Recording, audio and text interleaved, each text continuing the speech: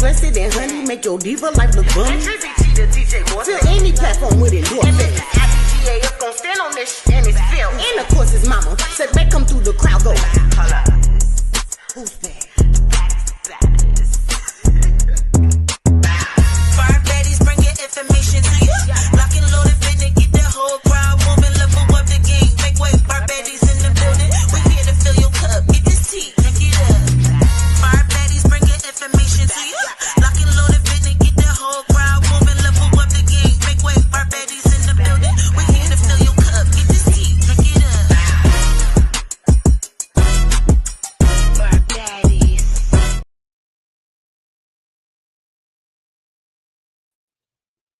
What's good, y'all? Oh my God. This is so crazy because we were just talking about this yesterday, how as soon as I press play or as soon as I press like live, my stuff want to start acting up. Like, I'm shocked that y'all this is happening right here because it was just glitching. I couldn't even hear nothing. Anyway, so today I want to talk about hold on. All right, today I wanted to talk about question and answers because I'll be doing good with the question and answers. To look at my little bare nails, they getting done before Saturday when I got another debate Saturday against Swab. I'm gonna beat him real quick, so it don't matter. So we're gonna look at some question and answers that like stood out to me.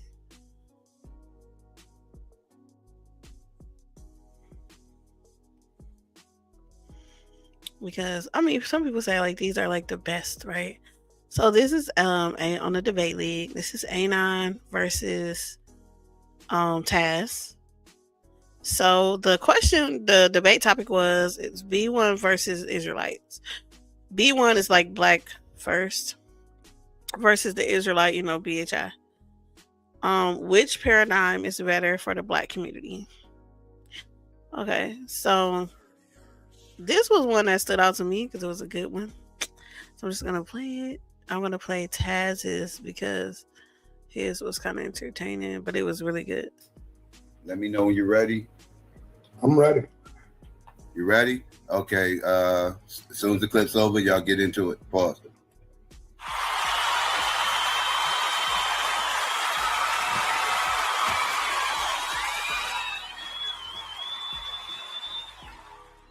Psycho said pause. So you teach your kids to be B1? No. What do you mean? Explain that. Well, I'm trying to understand what it was you was just talking about when you were saying you teach your kids. It sounds like you operate race first. I would say if you're saying race first, like Pan-Africanist, what do you mean? Like black first. Like your kids are black, right? So are they race first? I don't even know how to be that because that doesn't tell us what that means. What does it mean to be race first? You know what race is? Well, I think that race is a social construct. So explain what you're saying. Okay, within this paradigm, there's a social construct that says you are black. Mm-hmm. Do you teach your children that? Yeah, but that's not what B1 is. That's not what you operated B1 as. You can't tell me what B1 is. I just asked you if you teach your kids that. So I can tell you what B1 is because you didn't define it. Next question I have is, how many Hebrew Israelite groups are you willing to speak for today? I mean, there are several. I know. How many of them are you speaking for? Because it sounded like you was trying to detach yourself from the pedos. So are you not speaking for them, but for everybody else? Or which ones are you standing on? We don't speak for any One West group, definitely. So the GMS group. Are they not Israelites? They're not Israelites? No, they're One West. They call themselves, I'm going to explain to you. They call themselves Black Hebrew Israelites. Israelites and Black Hebrew Israelites are two different conversations. This is why when you look on the Southern Poverty Law Center, they clearly say that there's a difference between them and the rest of these guys. Those guys clearly delineated themselves. They said that they're not a part of us. Do you understand that within the Israelite paradigm, they fit though? They're Israelites. No, they don't. No, they don't. No, they don't. They separated. You can't say they separated from the other. I'm asking a question, right? If you want to separate them, right? If you want to separate them, then aren't you showing the fragment in what you're calling your community? Because they are part of your community, whether you like them or not. No, they're not. Not if they decide to delineate. If they decide that they are no longer a part and they want to go off and do something else, then they become a different group. Okay, so they delineated from us as black people to become Israelites. I'm just simply a black man acknowledging that they're Israelites. You're an Israelite unwilling to acknowledge they are Israelites. Why? Because they say that they aren't associated with any other group, so they are something different. But they're Israelites. They're black Hebrew Israelites. There's a difference. They are Israelites, right? Do you understand the difference? But they are Israelites, correct? No, they're different in that respect. Because an Israelite is one that would stand. Yes, they're black Hebrew Israelites. Did you not? They're not Israelites, though. No, because Israelites. Can you just say you don't like? So, like, I just wanted to comment because, like, what I see here is like Taz. Yeah, that's what I was about to say, Blue. Like, he's like kind of putting him in a corner. Like, okay, started here, then it's like, okay, well then let's go to the next level of that. Okay, let's go to the next level of that, right? And it's like you have to. He's making him answer. You know what I'm saying? He's making him like go down this line, like leading him to death, to where he want to go. So I mean, okay, I'm just Israelite. They are. No, I'm saying that they don't Africanism or black nationalism. That's what I'm saying. They don't. They're Israelites. They stand on Israel. No, they do have to because that's how the paradigm. No, they don't. They're not B1. They're Israelites. Just like you don't allow me to define B1, you don't define Israelites. I showed you. They define Israelites. They define black Hebrew Israelites. They define black Hebrew Israelites. They don't have a paradigm. They don't have the actual paradigm of black nationalism or Pan-Africanism. You told me, but let's move on though. No, I never told you they were Israelites. My entire argument was that they were a fringe group. Israelites. And pause it though just for a second. I did want to jump in here on the part. So just look at the clock, right? Yeah, 6 minutes left. How many questions he didn't ask? Oh shit, I don't know. It was a lot. Let me say from his list of questions, this is really all of this is it's one. It's kind of question. One that he's like. That was enough. He liked the answer. That's all I needed. We could play around right here. 4 minutes. He like making him stay there. Yep. Because if he give you the answer that you want, so say you wanted a yes. If he give you a yes, you don't just move on. Now you make him you make him try to explain his way up out of there, but you don't let him explain his way out. You just keep making him look stupid. Every time you try to get out, nah, bro. What are you talking about? How does that make any sense? And we could spend here for 4 minutes before I even have to get to my second one. But this one, I'm finna make sure he just driving the nail on right here.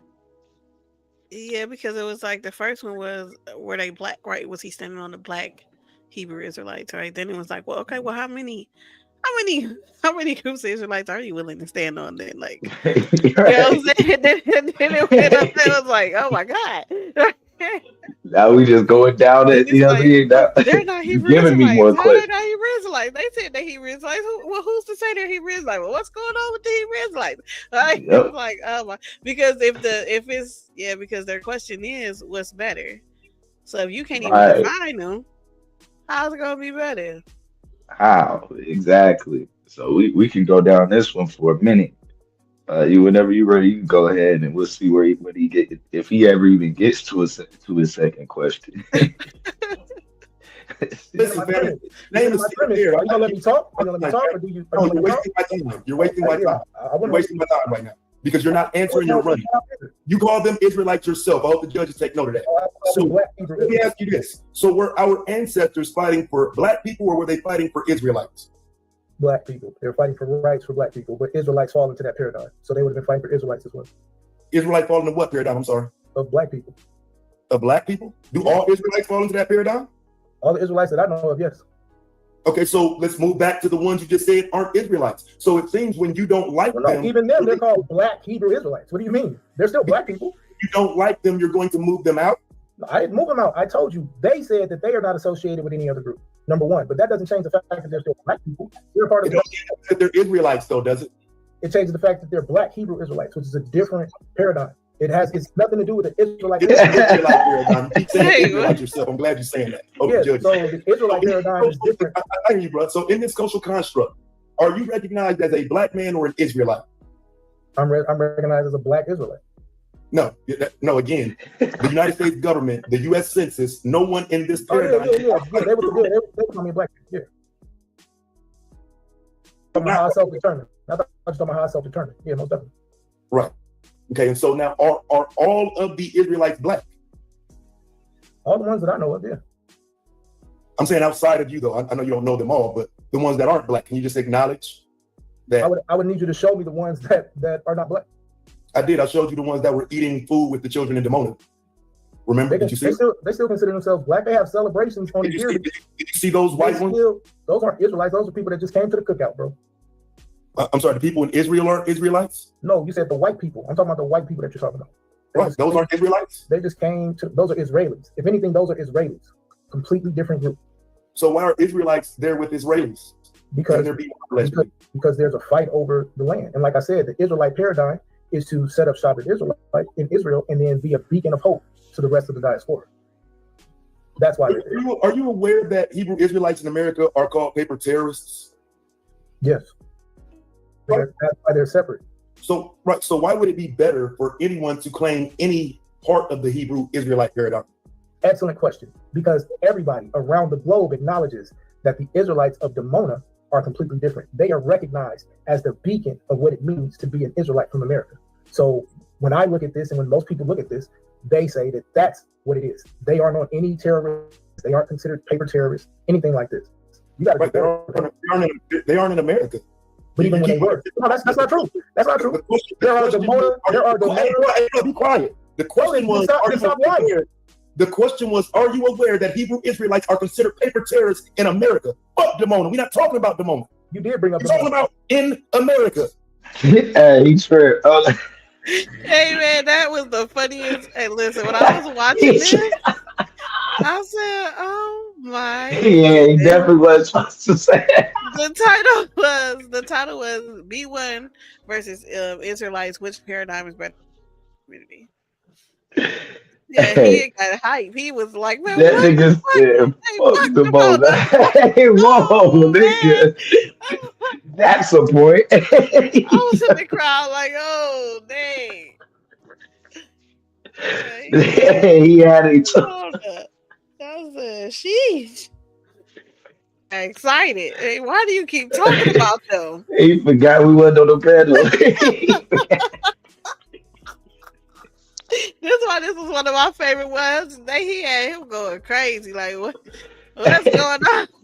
Fuck the phone. Are you aware that they're considered paper terrorists? I answered that question already. I said yes. What they got to do with me? They don't represent. It has everything to do with you because you too are a Hebrew Israelite. You keep running from your identity. Israelite. I'm an Israelite. How do you separate yourself from the black identity extremists? Can I answer that, or are you going to yell at me? I'm listening. So the way we separate that is our ideology and our paradigm is completely different. Because we are black nationalists, because we are Pan-African, and because we don't go around saying death to all of these people and the white man kiss my boots and everybody's going to be our slave. We don't have any of that ideology. Our ideology is to be a beacon of light from the shining hill and to change the way that the world governs.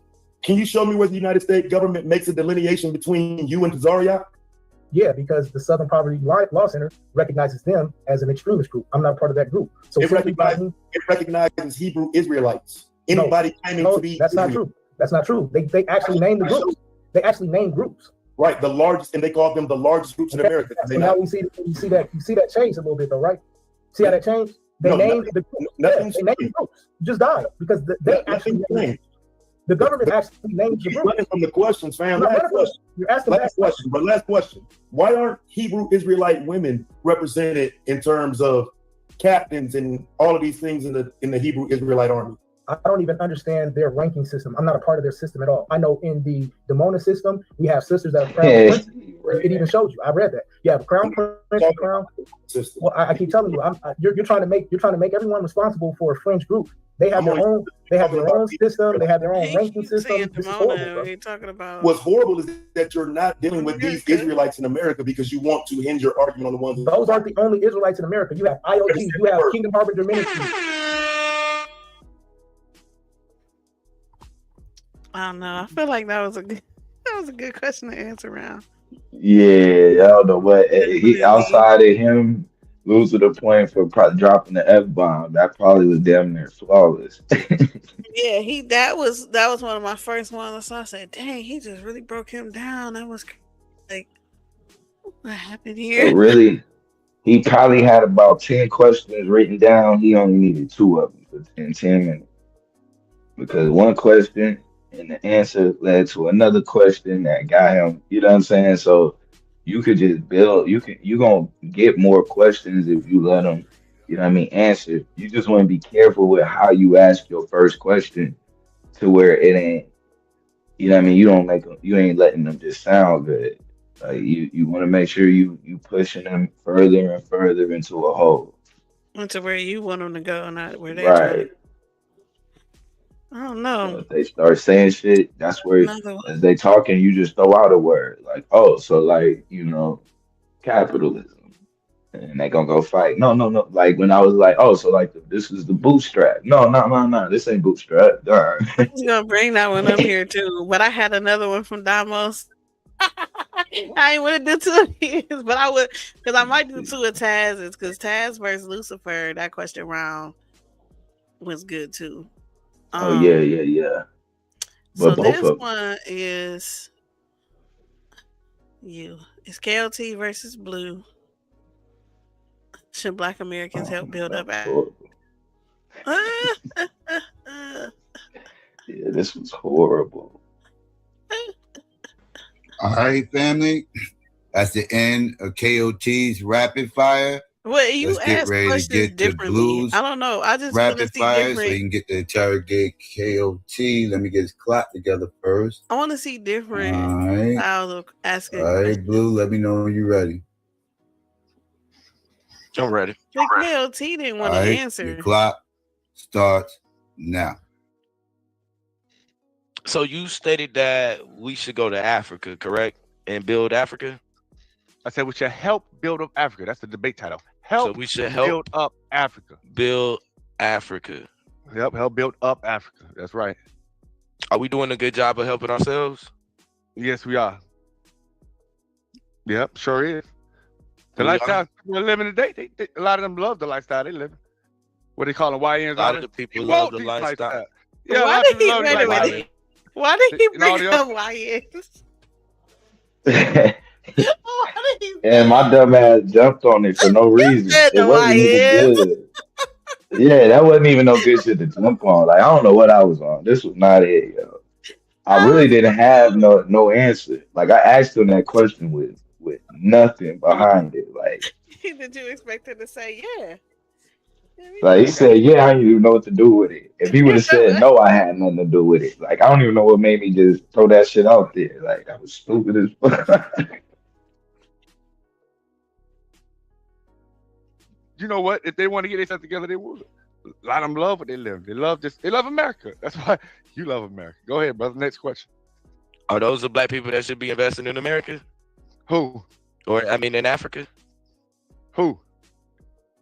Those black people. The ones The that you're YN. saying the ones you're saying not doing nothing The here. YNs is crazy. They ain't doing The nothing YNs. here. Blue. They You ain't said doing they nothing not here. doing nothing here? No, you're saying they ain't doing nothing here to people. And I'm saying, why would they do something? I didn't say it. I asked you a question, sir, and you brought up YNs. Yeah. Why? Go ahead. So should these YNs? You said black people. No, So I'm telling you, YNs aren't included. hold on, you said why? I'm telling you why, because this is what they're putting on the media. This is what they're broadcasting. So this is of America. This is what they broadcast. Saying the YNs this, YNs that. So I have a this question. is American society. I have a question, Blue. Is this a tactic? The stuff that he's doing? Yeah, it like is. just totally acting Yeah. like he don't understand. Like he's just I don't know. I'm just gonna say anything. Then late he want to try to answer. Yeah, like all of that. Here.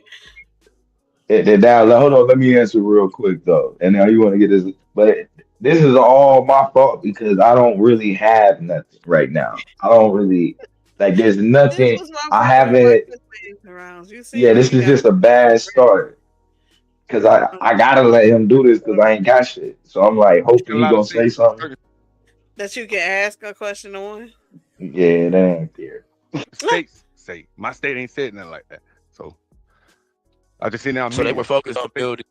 Oh, I had a question with Here, you with this correct? one. Why No, was y'all talking about no, I don't know about reparations? I those never people. understood that. That's what I'm saying. I It's Okay. your understood. news. You say now when you talk about invested in building, you said that you wanted to invest in, like, let's say that we are invested in a business in Africa.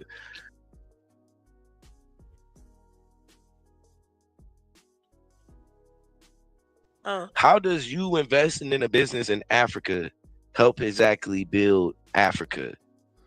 Aren't Well, you I'm the not. focus in that? Well, my argument is Black American businesses. I'm talking about investing in those in Africa. I'm not just talking about African business. I'm talking about bringing Black American businesses to Africa is what I'm debating. So we can have revenue For both ways. I'm not just saying, oh, go. I'm not saying go invest so in some African. so you and That's this up to is you. so this is really about building up Black Americans, right? That's what the debate about. Should Black Americans help build up Africa? And we're dealing with Black Americans. So Black Americans need to. And why we just send money? I'm not talking about donation and charity. Right, but you Talking talking about return Black revenue, Americans building economic up growth. Black Americans staying in Building up America though. No, who said they're not staying in America? That's You your said that they are argument. exactly. You said that they are staying in America, right? Yes, I'm saying So some these people are go to Black Africa and do a Americans citizenship. building Go up ahead. Black Americans in America, right? No, building up Black American businesses in Africa and helping the African economy, helping those Africans That that ain't help got jobs. build Black Go ahead. Americans in America, right? That helps help Black Americans also. That's vice versa. By building businesses in Africa, So it getting does return help revenue, that still build helps Black both ways. Americans here in America. Yeah, that creates political ties. I brought that up. That creates brotherhood and more ties with the African. I mean, I feel like that was a good tactic, even though it took you a minute to get there. Yeah, we 5 4 man, this is horrible. 5 minutes in, and I just got something I could work with. And I'm struggling to hold on to this, to be honest. Like, this should be an easy dagger right here on some capitalism shit. And I ain't even really just like, I don't know what this was. This wasn't So the after, because I had you at 5 too, but the after, so afterwards you see it, you like, could have asked a different question there. I felt it immediately. But ain't I nobody felt tell it because your immediately. face always look like you just So that don't helps care. other brothers and sisters here. Look at this face; it just stay like this the whole So time. what's So I guess that's one of your tactics. I'm gonna bring up you and Damo in a second, but I had this one: Damo versus Suave. They was in here going crazy. Oh yeah.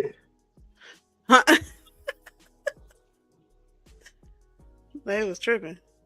Yeah, this was a good one. Brothers ready for this? Psycho, like, are y'all I ready can't for swap this? both of y'all on mute. Yeah, let's do it. Okay, all right. So y'all begin right after the clip. Y'all already know what it is. Let's go. All right. Yeah.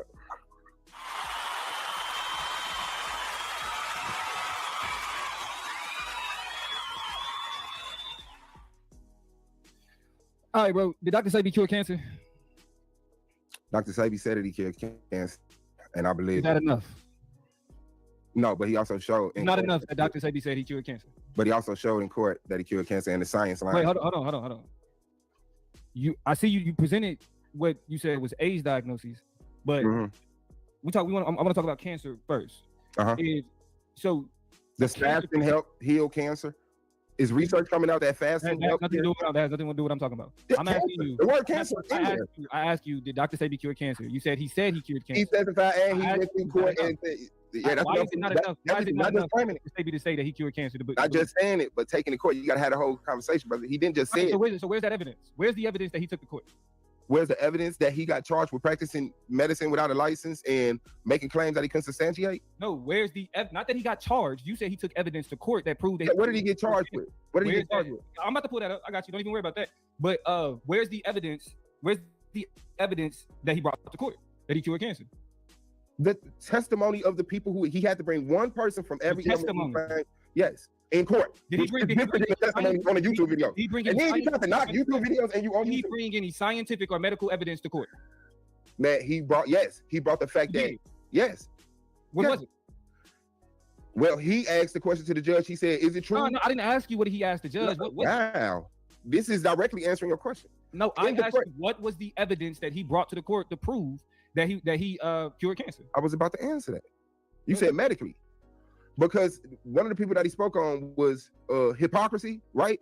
Who the medical field is founded on, right? They got to take the Hippocratic oath, right? That has nothing to do with what I'm talking Hold on. Listen to the whole sentence. And hypocrisy is on record for saying he cured all diseases known to man with nothing but herbs. And so medically, that is sound because that's what the medical industry now. Not only that, but what standard is that medically sound? Not only that, because the medical, that's what the medical, they got to take the Hippocratic oath, right? Synthetic drugs were just introduced 100 years ago. That's not simple. We can move on. What did you say Sebi was charged with? Sebi was charged with practicing medicine without a license, selling products that wasn't FDA approved, and claiming products that wasn't FDA approved. Yeah, and claiming. Do you have any evidence to that shows that it had anything to do with selling products that wasn't FDA approved? Yes. What evidence is that? His testimony. Now, what testimony you got? You got the prosecutor's testimony? Yeah, actually, I'm gonna show the same. I'm gonna show the same court. What's the prosecutor's testimony? Hey, share my screen, Psycho.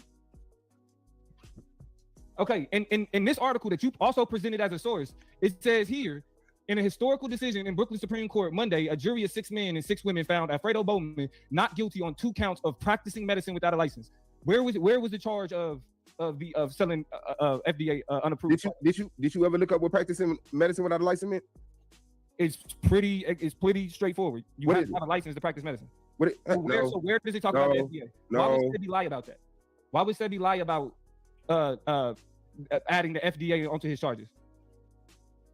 What do you mean? Why would he lie about it? That was in court. What do you mean? He brought the name up. There's no record that the practicing medicine without a license includes diagnosing people. There's no record one of the charges. No, diagnosing people, because what you felt that there's no record that the FDA had anything to bring out in your premises that they sent 2 people undercover. Okay, all right, we can go to the next question. Yeah, let's go to the next question. Sebi represent him in that Rock Newman interview that you skipped over. Sebi argued that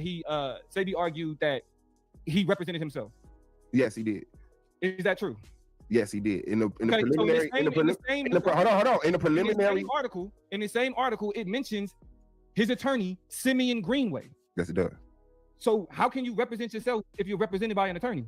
Because before you get attorney, you get asked, do you want to get attorney? Do you have a legal representation? Do you want? No, Simeon Greenway. Excuse me, sir. You have to listen to the sentence to get your answer to your question. I can smell BS early on. So he represented himself in the preliminary. Why would Sebi lie? Why would Sebi lie about representing himself? In the pretrial, he represented himself. He went in there and spoke up for himself. The civil case, he had to have an attorney, but in the criminal case, I'm gonna show how he had an attorney in both cases, because here in this article that you presented also as a source, he has an attorney. When he first got arrested and got out and went to court, he went in front of the judge by himself. Judgment, he also had an attorney. So why would Sebi lie about not having an attorney? He didn't. He went in front of the judge by himself before he got a lawyer. You're not listening to the whole story. Sorry. Okay, all right. He didn't come in there with no lawyer. He didn't have legal representation straight out the back. Now, Sebi said, and you agreed that the court accepted his proof that he cured these people. Actually, you know what paused it though? Right, okay. So not guilty. Because really, both this is actually a good job of offense and defense. Yeah. Because Suave is never giving you. This is a good job of never answering yes or no. Like going right into your explaining. Like, you know what I'm saying? Like if you he don't say yes or no first and then do it. Yeah. Go ahead and get to explain, like, because sometimes you need to go ahead and explain that shit and then say your yes at the end. You know what I'm saying? Or your no at the end, because it ain't gonna sound right. You know what I'm saying? If you just be like, yeah. Because if you just say, yeah, he move on, that shit look bad.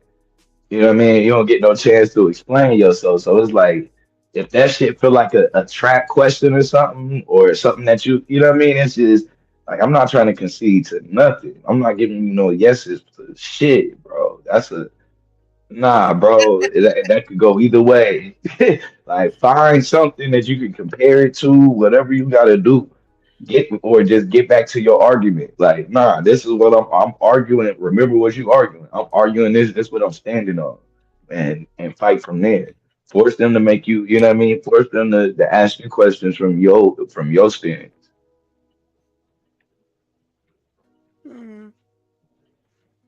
Okay. Both sides doing a good job. I mean, and then Like Domo this got is it a on the good question and screen. answer. Yeah, it's just He both. shared the It's a good screen on match. it. I'm like, oh, okay. I didn't even know you could Definitely. share a screen when your question and answer.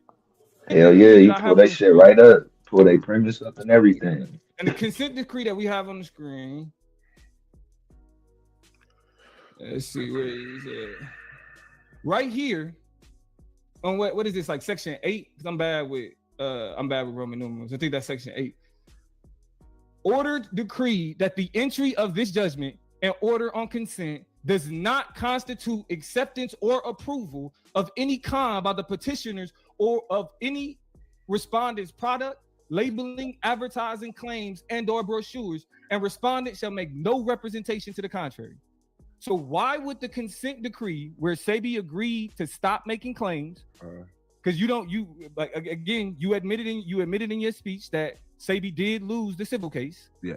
Yes, you admit that. Yeah. And in him losing that, this is what the court said. Why, if the court is saying that no, we do not approve of this judgment isn't a reflection of any approval of what Sebi was doing.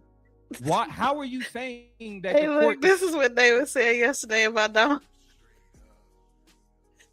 Damo prefacing his question for like 5 minutes before asking it. He was like, he's still talking. So I'm like, I mean, you gonna ask the question, or what are you doing? Like, Hey, yeah, no, he be wasting his own time. he over here being a witness. Like, ask the question, bro. He trying to make sure that shit is perfect. Like, no, nigga, get that shit off, bro. Little corner. Like, what's going on? He was talking about. That was a crazy, horrible sentence you just threw together. But they accepted what he was talking about because he was found not. No, they didn't. It says. Okay, hold on, sir. That was half a sentence. That's the entry of. That was half a sentence. You got to be better at letting your questions get answered than that. Acceptance or approval. You just read that. That's redundant to do that again. Right. Utilize your time. Get your answer to your question in your round. With the debate, the fact what that I'm you're giving saying me advice is crazy. With the debate, you trying to tell me what to do with my time? Is what you gonna waste your time doing? So again, I'm gonna ask you one more time. Ask it again then. Where or what evidence did you produce that showed that the court accepted Sebi's claims for cures? We both produced the source that he won the criminal trial. Right, but the criminal trial had nothing to do with his cures. The criminal trial was a question of him practicing without a license. Yes, it did. No, it didn't. Yes, No, it did. What? It was Show me where it practicing without a was. license. He was acquitted. What does that mean? That's a title. Practicing without a license could be diagnosing. Could be diagnosing somebody which he didn't do because they sent two undercover agents and couldn't find no information on them. It also means with this consent practicing with a suspended license. So what does this mean when it says ordered and decreed that the entry of this judgment and order on consent does not constitute or approval of any kind by the petitioner of any respondents, products, labeling, advertising, claims, brochures, and respondents shall make no representation to the contrary. What does that mean? That they decree for it that he should not say that he treated or ailed or healed. No. So the words does not constitute acceptance or approval. What do those words mean to you? Hey man, no one know he trying not to smile and shit. Does not constitute acceptance or approval. That's like we gonna meet in the middle. I ain't saying I did nothing wrong and I ain't gonna say I did nothing right. No. So how are we meeting in the middle if you're saying your claim was that they accepted his claim? Okay, I'm gonna give you the exact opposite. Because Dr. Sebi wasn't in that case by himself. And so although he won the criminal in the civil, he went on and did that because people like Blue Pill and Red Pill Mama was the case, and he didn't want them to face no further scrutiny. So they couldn't say that because they didn't know how to actually heal. So that's how you're answering that question. But Sebi continues to say he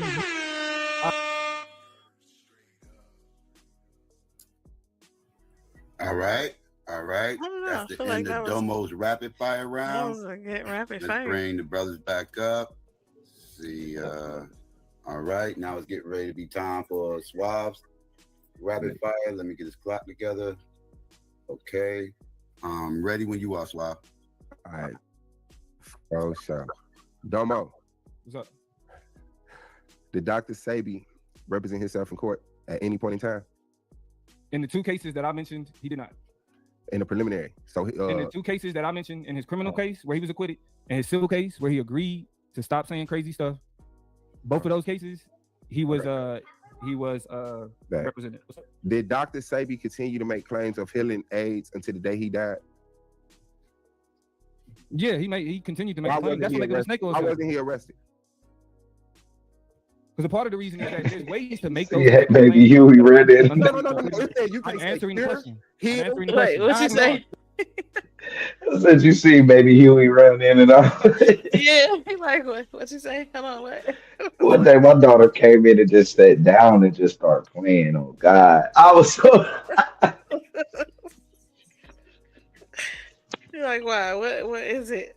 There are ways that he said I cure AIDS. That's clearly in the verbiage. Why wasn't he arrested for saying I cure AIDS? What you're doing is you're displaying.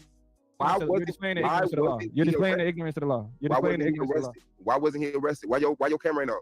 Why? What did you doing? What did you Googling? What research did you doing? Excuse me, sir. I like my time.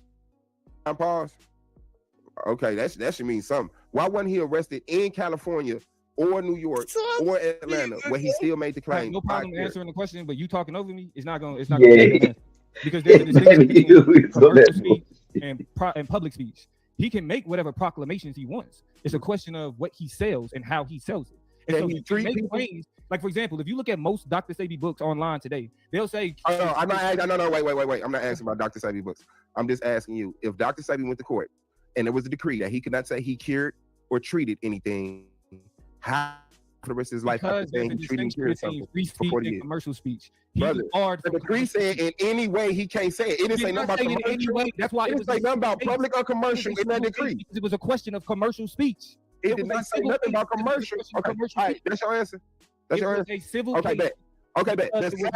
Does fasting help you with your health? Fasting does have benefit, yes. Scientifically, right? Okay, bet. Is removing processed food from your diet scientifically proven to benefit you? Okay, right? Yes. Is applying a plant-based diet scientifically proven to help you? Yes. Okay.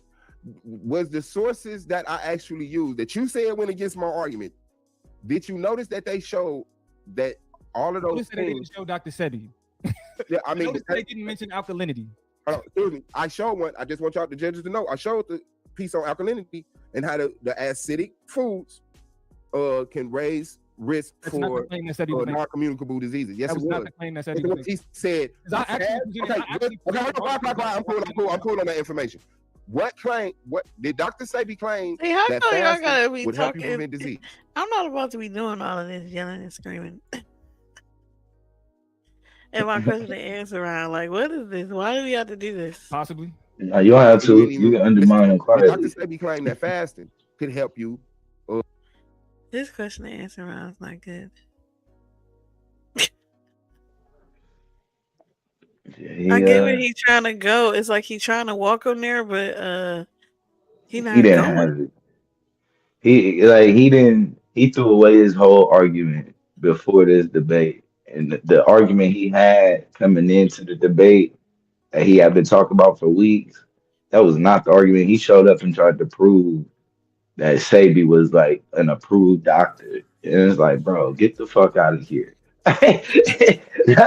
Like that was not what you were supposed to do, bro. Like at all. You supposed to be challenging like Eastern medicine, like Western medicine. And that style, bro, you could be bringing in all kind of Eastern medicine and all kind of shit to stand on. Like, no, bro. No, I don't necessarily watch this channel. I actually don't at all. And I will put the thing over it because I don't think neither one of them. I don't think either one of them put they cameras on either. But I'll play this one. I'm gone, or do y'all want to start with the understanding that I won't be here to stop the clock or to get involved in any way? I got my own clock, DMs. A state law, federal law? That is a state law. I can start the clock. I just wouldn't be here for a timeout. Yeah, it don't matter. You're going to run anyway. All right. I'm going to step away, but I'll be right back. Time is at 12 minutes. Time will start when you say. All right, first question. So do you have any examples of a Jim Crow law that Marcus Garvey supported? Yes. The law of hypodescent. He emphatically supported the law of hypodescent. Well, and I even showed him. I'm asking specifically about a federal law. That is a state law. The law of hypodescent, the one drop rule. Okay, where's That's the state law? In Virginia. Wait. Now, what are you establishing as support? He voted for it? He endorsed it. No, he endorsed the idea. He supported the idea. No, he's already. That's his ideology. That's the word. All right, it's so the word ideology. Yes. He supported. I did not mean to do that. Oh my God. Wait a minute. I just ended that. Oh, my bad. Actually. That shit was crazy. I don't know. I think Taz deleted it. I had it on Taz's thing at first. I was like, I'm not about to be doing this.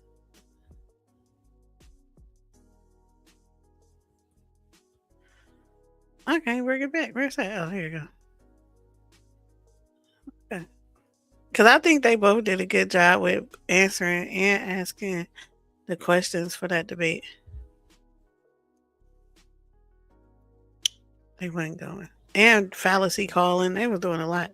They did a lot in that debate. Okay. Supported racial integrity. It's his ideology. You can't. That's called support. No. It's not support. Yes, that is support. You don't control the definition of support. I'm not. You don't. You are. Because according to the argument, word support. Okay, they're supporting his argument. I would like to define the word support. The word support means to promote the interest or. So he did that. He promoted the interest and cause of the laws, the hypodescent law that was passed in Virginia. He literally did that. These people are supporting him. He advocated. No, he supported it. And he even sent his wife to their convention to talk about racial integrity and hypodescent. I literally brought that up in my debate. So when we're talking about racial integrity is not limited to white people. Why do you think white people are the only ones that can have these positions? No one said it was. The word Jim Crow. No, what I'm saying. So let's take this point by point. Can black people believe in racial separation and racial purity? Of course. That's right.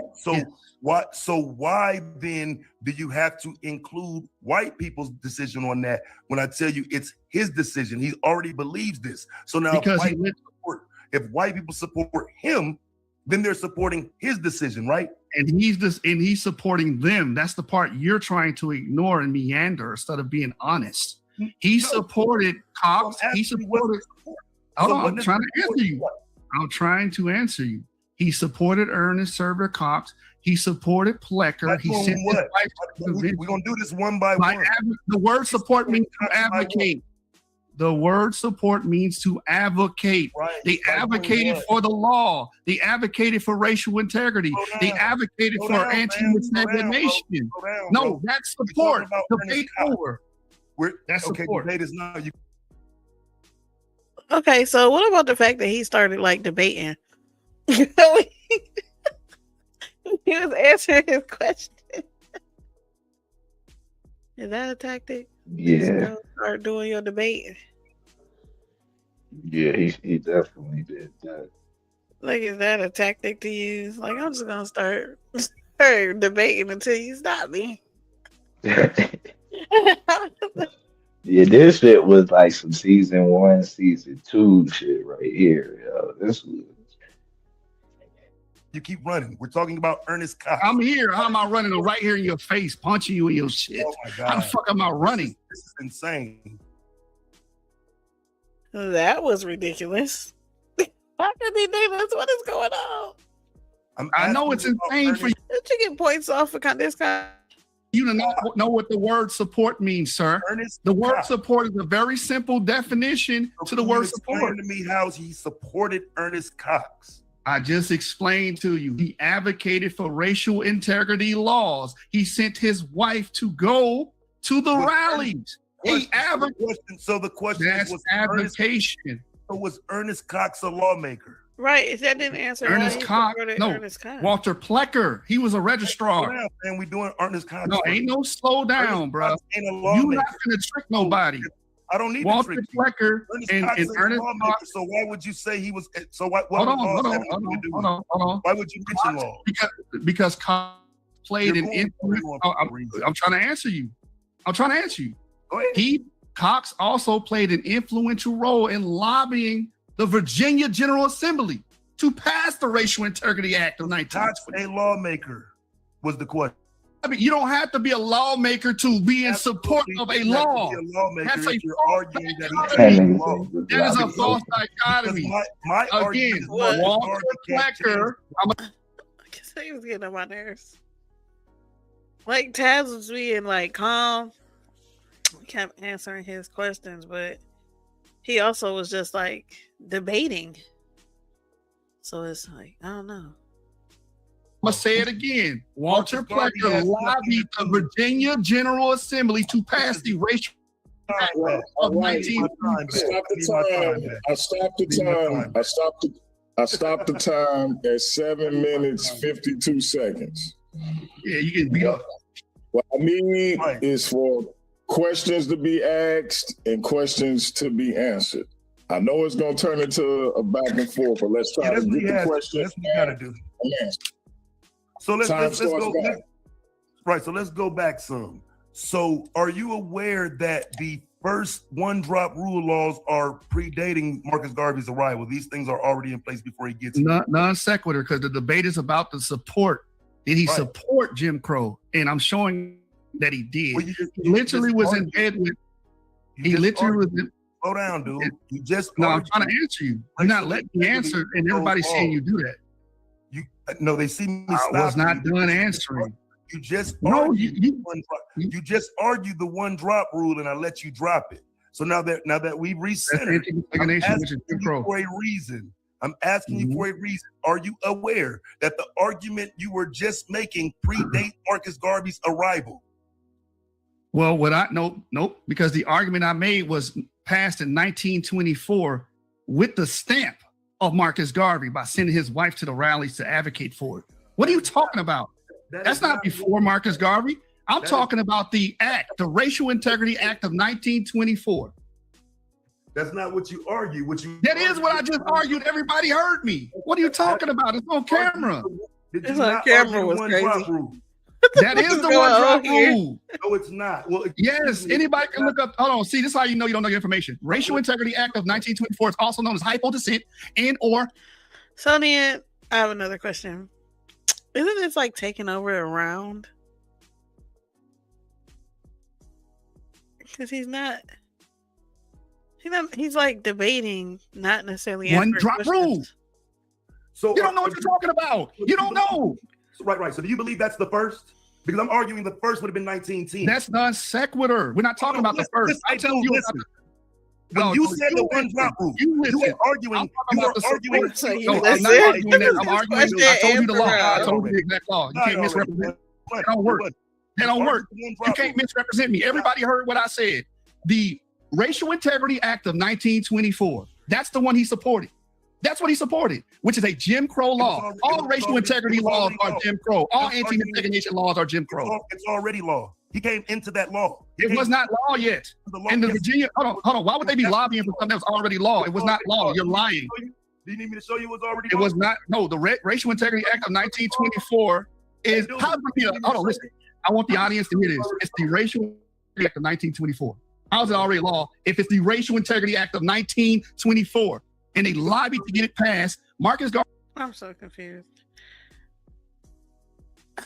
See, I'm looking at this thing for tactics, right? But I don't like pleading, special pleading. Like, I know that's one of this guy's tactics, but pleading to the audience I don't know. Garvey supported it. He shared the belief that only way to save the racism was African Americans. Stop my time, bro. Nah, ain't no stop your time now. You in the Shark Tank now, boy. Ridiculous, man. Yeah. All right, that is Taz has used his. People don't be using their time stops that much. I will. Stop my time. I'm gonna stop my time against Blue because Blue just be talking. Ain't no stopping no time over there. What you talking about? Oh, excuse me. Stop. Yeah, Yes, it is. They you stop better shit out ask of me. her to implement a time stop. Huh? So yeah, you better hope they can implement a time stop. You can't add time stop. Hell nah, ain't no time stop. Why not? You can't be like, hey, For what? Psycho. Yeah, They're not ask answering for questions. They're talking yeah, over call my them out for the judges. Look, Chris, and start calling for the judges. Judges. Hey.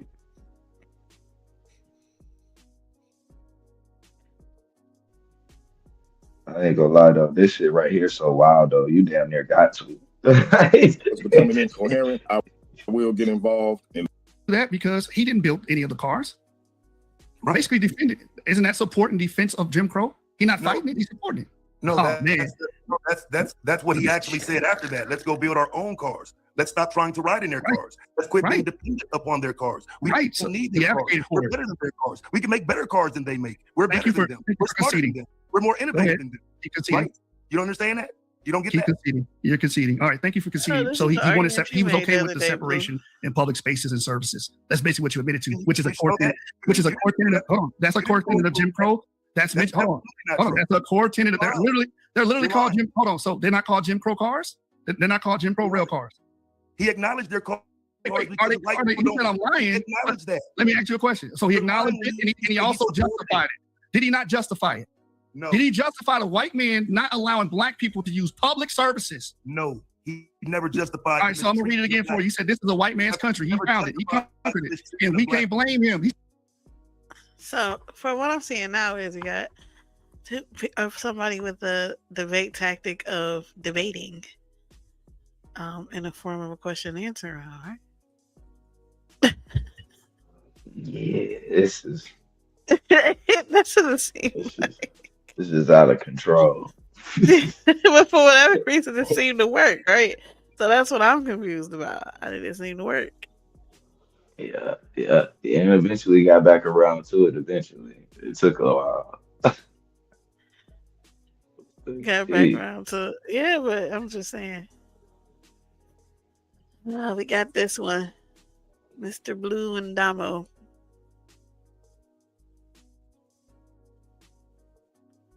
What's the night's debate? Domo, what's the title? Does cultural cohesion solve for white supremacy? Your answer is? Yes, it does, because for 3 reasons. 1, it solves for white supremacist socialization by cultural pride rejecting the notions of black inferiority that comes with white supremacist socialization.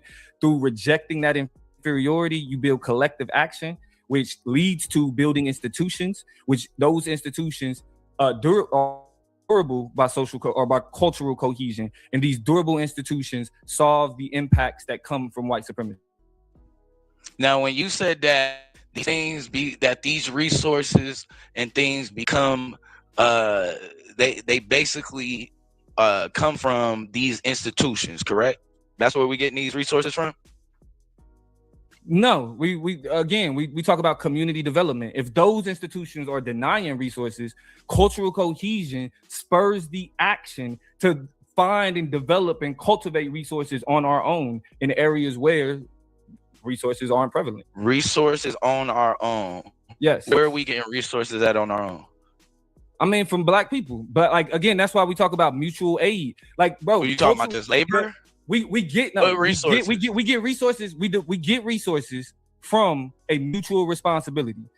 It means that the resources that I have, I provide. The resources that somebody else has, they provide. So in order to get we can get resources when they're being denied by white supremacy. By when I have it, I make sure that my brother has. Are we relying? So you telling me that we could pull each other up by our own bootstraps? No, that's not a bootstraps argument. We can pull each other up. That's what it sounds like. Because all of a sudden we got resources out of nowhere. So we can't pull ourselves up by our bootstraps? No, I'm not saying Yes that or at all. no? The point that what I'm saying is that in order for us to make up the gaps created by white supremacist control over institutions, is to create our own durable institutions that can survive pushback from white supremacist institutions. And so in order to solve the problems created by white supremacy, if we don't have schools, we build them. If we don't have access to food, we start farms. That, like, to say in 2026 that black people can't start farms, that black people can't build schools, that black people cannot. What does that rely on though? You said what? So at one point we owned a lot of farms, and then at some point we lost our farms. So the time that you're talking about is that reliant level of violence? Hold on.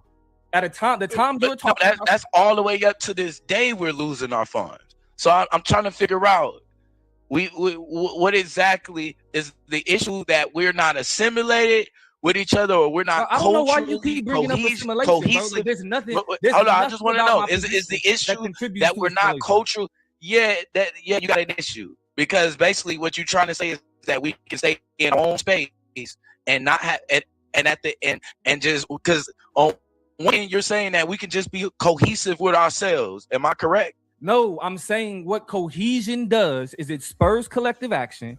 Collective action leads to institutional. No. Hold on, listen to what I'm saying. Cultural cohesion spurs collective action. Collective action then spurs black institutions. Cultural cohesion makes those institutions durable. The durability of those institutions. Okay, let me stop you right here.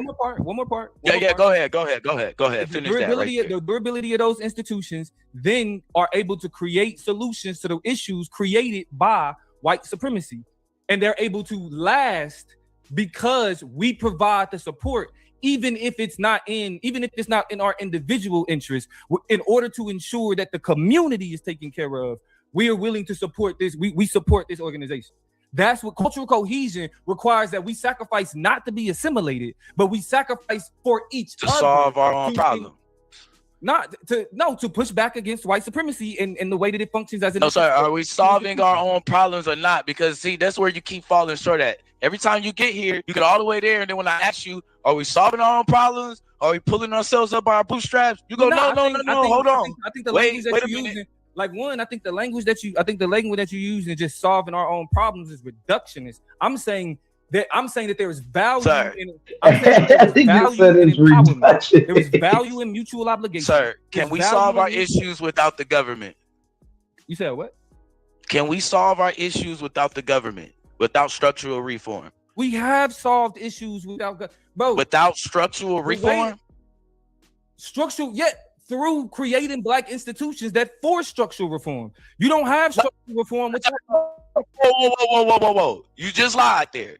You said that we've done what? We just so you clear. Structural reform has solved issues. Structural reform correct? Is not one thing, bro. Structural reform is a bunch of different. Sir, actions. You just said no, and then you tried to say that cultural cohesion calls for structural reform to solve things. Yes, the Civil Rights Act or the Civil Rights so movement, structural reform is what we need. The cultural cohesion part. That's the issue. You tried to add that in there. The Civil Rights movement was an instant. Okay, my fault. This is your. But I'm saying, if you want me to answer the question, the answer is the Civil Rights movement was an instance of social or cultural cohesion, because it was, even you yourself know that the ideology behind the Civil Rights movement was love for black people, love for each other. That was our fuel. That fuel does. Our fuel. Yes, our correct. Fuel. So you recognize that social that fuel does. That's we're talking about solve. So I want to get back to this word solve, right? And called structural reform. Hold on, wait a minute, because you made earlier you talked about solving, and then you went into solving being just a disruption. So where are we disrupting that exactly? Okay, exactly. So again, I'll give you a perfect example. If there's an area that lacks a school, that is a problem that has been created by the denial of white supremacy these white supremacist institutions to provide for this community. Thank you. Let me stop you right there. So who created the issue? White supremacy. Okay. Now, can that issue be created if we're not relying on it? No, but that's the point, Blue. Cultural cohesion. We can build a school. With cultural what? cohesion is we can do it, sir. If we could build the school, they couldn't. Them denying us any of the resources and locking us out from these institutions would be an issue. You don't understand. That's what I'm saying. No, you're trying to put the cart before the horse, sir. No, we need money. Do we need resources to build these institutions? Blue. Do you need resources for these institutions? You recognize that you can't have institutions without cultural cohesion. So once we have cultural cohesion, you can't. No, I recognize. Hold on, because I'm like, you asking good questions, right?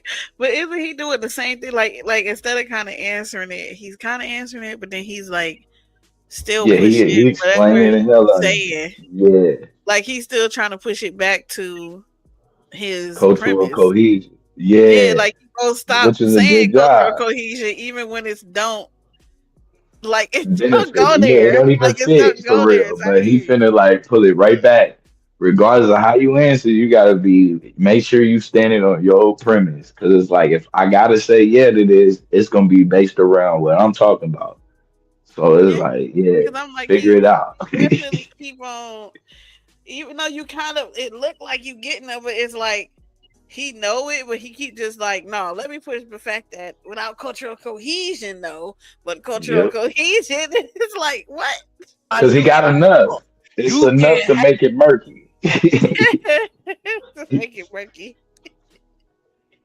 The first part of you even having an institution is going to be access to the resources. No, the first part to having an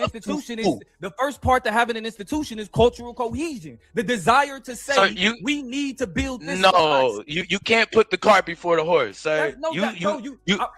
Blue. You don't. Cultural cohesion is the necessary precondition for Black institutions. It is the necessary precondition to challenge white supremacy.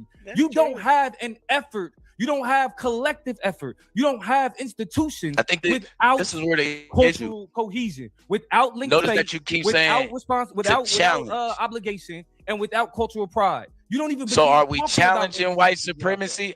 Hold on, I just want to make sure. So I just want to make sure. So cultural cohesion challenges white supremacy, but structural solves the impact.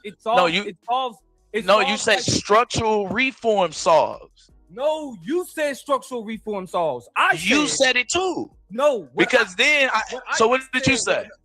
What I said was that again, if it's a community that doesn't have a school, that's a mistake. Resources have been denied to that community by the state. What you did? That cultural cohesion. Let him explain. Yeah, never ask a nigga like Domo. What did you say? He's like, I'll take this time to explain. Thank you for this. It says we will build one. That's a solution to an impact created by white supremacy. That's the challenge. No, sir. You've already. So once again, we're right back to the community will solve its own problems. It's not a question of whether or not the community solves its own problems doesn't change that it's attacking white supremacy. What? So the community will solve its own problems. The community creates the structural reform. The community creates builds the school. The community creates the pushback, and the community solves for white supremacy through cultural cohesion. Sir, so regardless, I need to have a speech like that. No matter what you said. Yep. And he was able to, and that was my dumb ass fault. I'm talking about that speech was so perfect. It ain't had nothing to do with the fucking question or his first answer. The answer I asked him to rephrase, nothing to do with that. That nigga got right back on his soapbox. He went from that and then pivoted to back to what I was saying. We need this and this and this. Hold on. I'm about to rewind. Nah. This is crazy. I don't understand this. He lost this, by the way, but this is crazy. Hell yeah, that was cool as fuck. I just headed it right to it. Go. What were you saying, Domo? Go ahead, clean that dumb shit that you just said up. You leaned in and everything. Go ahead, I'm listening. Doing to make sure so cultural cohesion challenges white supremacy, No, but it structural solves the impact. you said structural reform solves. No, you said structural reform solves. You said it too. No, because what did you say? What I said was that again, if it's a community that doesn't have a school because their resources have been denied to that community by the state, that cultural cohesion says we will build one. That's a solution to an impact created by white supremacy. Sir. The challenge, no, sir. You've already. So once again, we're right back to the community will solve its own problems. It's not a question of whether or not the community solves its own problems doesn't change that it's attacking white supremacy. So the community will solve its own problems? Yeah. The community creates the structural reform. The community creates builds the school. The community creates the pushback, and the community solves for white supremacy through cultural cohesion. Man, that was beautiful. Sorry. That was a beautiful speech, bro. He did not answer the question. But he sure had a beautiful speech prepared. You asked that it solve its own problem. This nigga went from the community does this, and it solves a cultural cohesion. What? Full political. That's all he wanted to make sure he landed on was cultural cohesion. It doesn't with it. Like, man, that's a. I'm gonna have to write one of those in each one of my things. Blue, get ready. You're gonna be like, so I'm saying it's not good for you. I'm gonna be like, no, because people, humanity, and no transhumanism. That's all you gotta do. I mean, I don't know. It didn't seem to work for him though, right? Because he lost. Right? Regardless, so we don't need the structural reform. The community has the potential. The community has the potential to undermine to pull itself up by the bootstrap. So when I asked you earlier, pulling yourself up by the bootstrap, bro, how? When you just said we're using our own resources. It's bootstrap talk. Let me ask you a question. You said pull yourself up. It's bootstrap talk. He just made up some shit. Like that shit make no fucking sense. I couldn't find the words I wanted for nothing.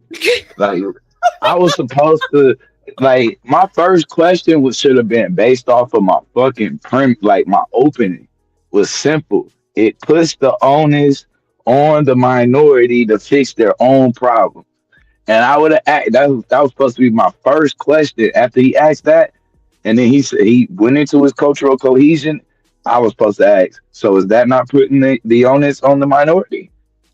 Right. And from there, the bill would have been, I would have been able to close him in a lot easier. Like the first one, like the first one we seen with A9 and Taz. Oh, okay. So then you're saying it's not this. Oh, so it is that. Okay. So what community? Okay. So then what else the community gonna do? Yep. Okay. So all that's still in the community, huh? Okay. So like, yeah. And then it's like the bootstrap. I mean, it made the point, but it's probably a better way to say, he committing a fallacy. Yeah, just like this bootstrap talk. That's what it is. Like the parents, these ain't outside shoes.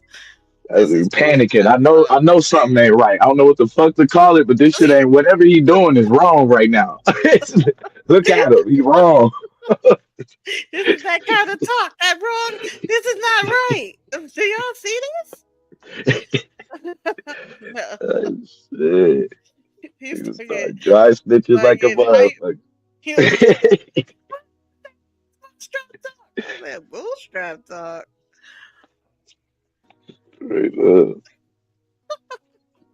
So this debate was a crazy debate. Did the Moors civilize the world? Ooh, who was that? This is Anu Kakarot versus Suave Boss. Suave was saying what? No, they did not. And Anu was saying that they did. So this is the question and answer round. And Anu was trying to change the definition of world in this debate. From what I remember, he was trying to say it was the world as they know it. Right? Like not the whole like basically clearly they didn't come to North America, right? Or South America or something, they know about it. So he was saying the world as the Moors know it, they civilized the world. And you know, Suave still was on some no, they didn't. So his question though and answer around here was great. It was so funny. So we go watch this one. Yeah, sure. Go ahead, give it a try. Well, future debates, I'll be able to set this timer down in the corner while civilization. That I can pop the timer down here. That's hard, man. You always figure it out. Let's get it. In the middle of y'all round. I got it right. Okay. And I'm actually going, I think for future debates, I'll be able to set this timer down in the corner while your screen is still sharing. So all the other debates will have it. I just figured it out while you see how this sound on the playback? Okay. Time starts when you start, Swap. Yes. Thank you, brother. Brother Laurel, can you name me a civilization that the Moors created? Yeah, sure. Go ahead, give it a try. Well, you asked me and I said yeah. And I'm asking you to give it a try. Name a civilization that the Moors created. Please don't down the first question. Mauritania. Wait, what? Mauritania, the land that they live on. Okay. Wait, when was Mauritania established? I have no idea. Nope. Okay. You ever heard of the Damat Kingdom? Nope. Okay. Yeah, those was the people in my premise that I showed that occupied the land that you know now. Hold on, brother. Wait, excuse me. I'm setting up my question because you were ignorant of those people. And I'm letting you know those were the people that I showed that occupied the space that Mauritania occupies, that had civilization, an empire, civilization, empire. Now, the Berbers and your Moorish people come up out of a people that migrated to there, right?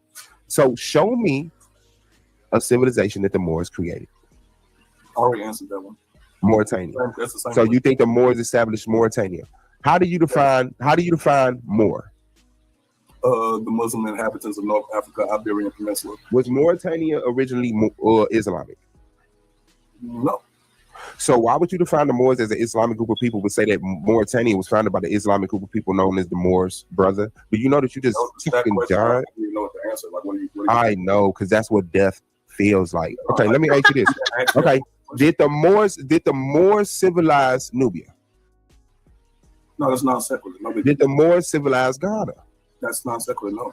Did the Moors civilize Egypt? No, that's not secular. You already asked me. Did the Moors know about Ghana? Possibly.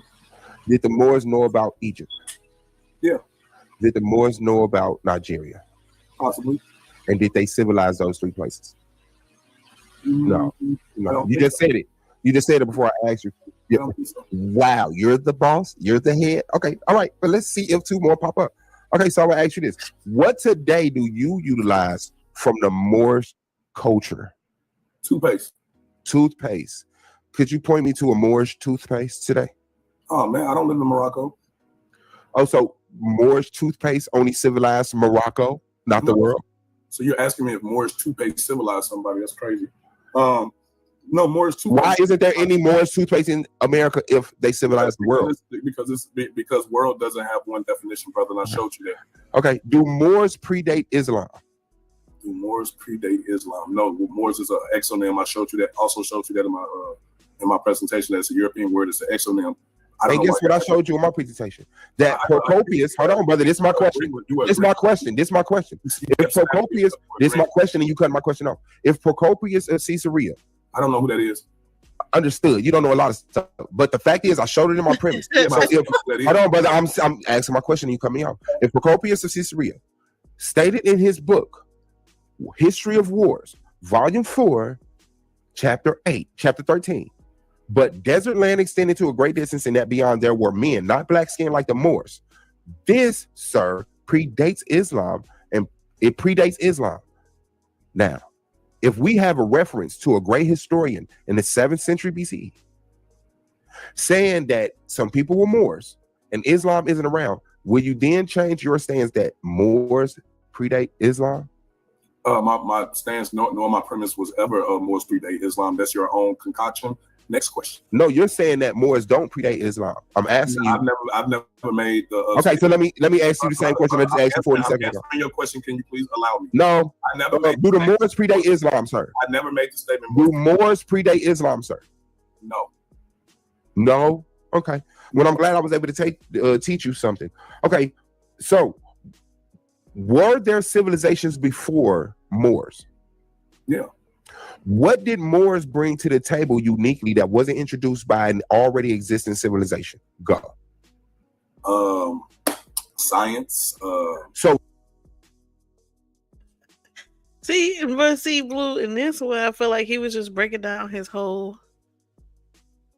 He just broke down everything he said. He kept going back on what he said. Yep. That's why I said Swab over here having fun. Oh, you see now? He I see what Swab been doing. Yeah, he over there having fun. Like I can tell first question and answer. Like nigga, you answered that. Like, number one, he gave you an out. Nigga, he asked you that. His first question was a dumb question because he fucked up when he asked him. Like it wasn't dumb, but he was supposed to narrow it down. Outside of Mauritania, bro, what else did they? What other civilization? Right, but he asked him the world. Right, so he asked him where he was able to say Mauritania, and then he let him stay in there. So, bro, he let you stay in your foundation. You gotta be like, ain't no way you finna let me get away with that, bro. The rest of your questions is dead, bro. Yeah, here we did this in Mauritania and this in Mauritania. Yeah. Everything going back to Mauritania. I don't know this one. So hold on, wait. So no civilization before Islam. So no civilization before Islam, before 7-Eleven has science. Not gonna let me answer the question, okay. Brother, was science already introduced to the world through other civilizations before 7-Eleven? You gonna let me answer this one? Yes. Here's the question. Here's the question. Was science introduced to the world before 7-Eleven? Again, sir. So in my presentation, again, sir, I don't want to know. Was science introduced to the world before 7-Eleven, sir? Okay, yeah. So again, I know what death look, brother. From my presentation, if y'all remember, I didn't ask you about your presentation. Yes or no question, like you did me. Yeah. Was science introduced to the world before 7-Eleven? Which world? The known world. The known world. Known world. Okay, so in my presentation, I showed you. You're dead, brother. Shout out to you. That Europe was. Hey, shout out to Team Naga, man. It's time to get a new leader, bro. Your boy is dead. The head is gone. I expect for two of y'all to pop up. You're not answering my question. My question is, man, just name one thing that the Moors did, fam. What is you doing? They create aqueducts. They created the first aqueduct. So that's a different question. Answer it. Oh, I'm not certain. I don't know when all aqueducts. That's a no. Name one thing that the Moors did uniquely that impressed the world, sir. Please, other than you just asked me that. Yeah, and answer it because you just died twice on it. Why wouldn't I answer it? Could you please name me? He said, "Why would I answer it? Ask it again." And then he sounds like he's like lost and unknowingly falling into it. That's like this shit. Like this shit sound abusive. Like, bro, fight back, bro. What are you doing right now? Like, you're not gonna fight back at all, bro. You're kicking the shit out of you right now. Like at this point, he's taking the bottom. And it's like he just like in here, like, yeah. Swab was going crazy in this question and answer. The Moors did uniquely to the earth. I just said aqueduct. Name a dance, a song. A dance. Did they have a song that was unique to the world? I don't know. You didn't do no research for this debate at all. The warmonger. Yeah. Okay, brother. So let me just ask you one more time. I got 45 seconds. Name one thing that the Moors brought to this earth that was unique to them that we couldn't find outside of an existing civilization that predates them. Go. I'm you now. You got 35 seconds. Okay. North African DNA. So North African DNA is unique to Moors? Huh? North African DNA is unique to Moors. Yeah, the Berbers, yeah.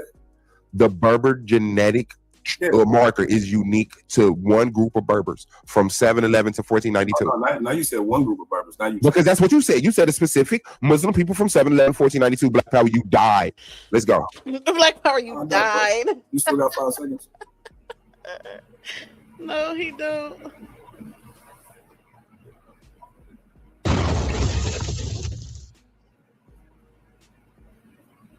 That shit funny.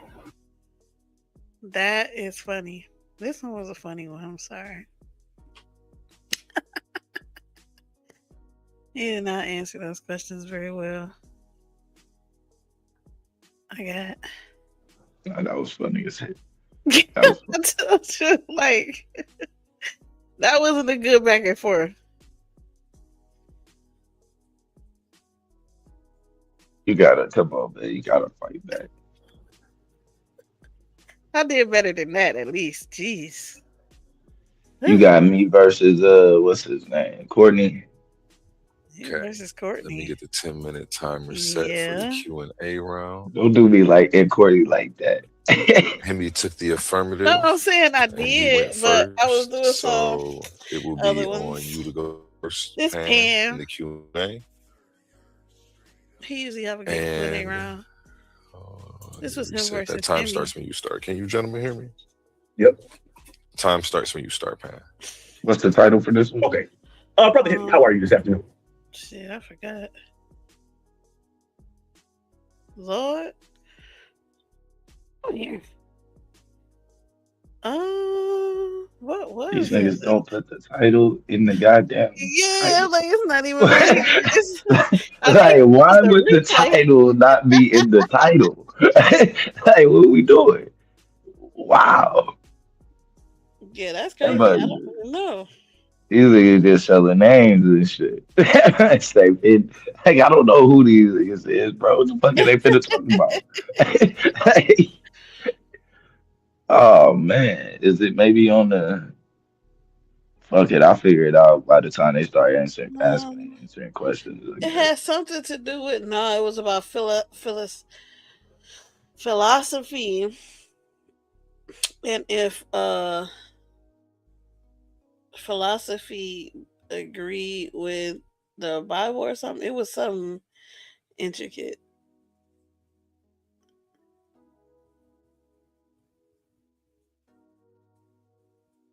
Hold on. I'm trying to look it up and see. Because I don't know. I really don't remember what they debate us about. What is this? Here, hold on. Is it in the beginning? That's crazy. We gotta hit the beginning. At the highest level, pandemics. I don't care about all that. Okay. What is the title? And time. You want your screen shared on the intro? Yeah. Gotcha. Screen is up. And there it is. Which is more consistent with science and philosophy, Christianity or atheism?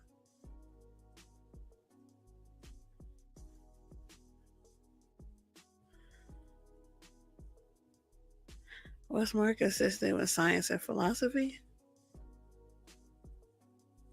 Oh, brother Hippie, how are you this afternoon?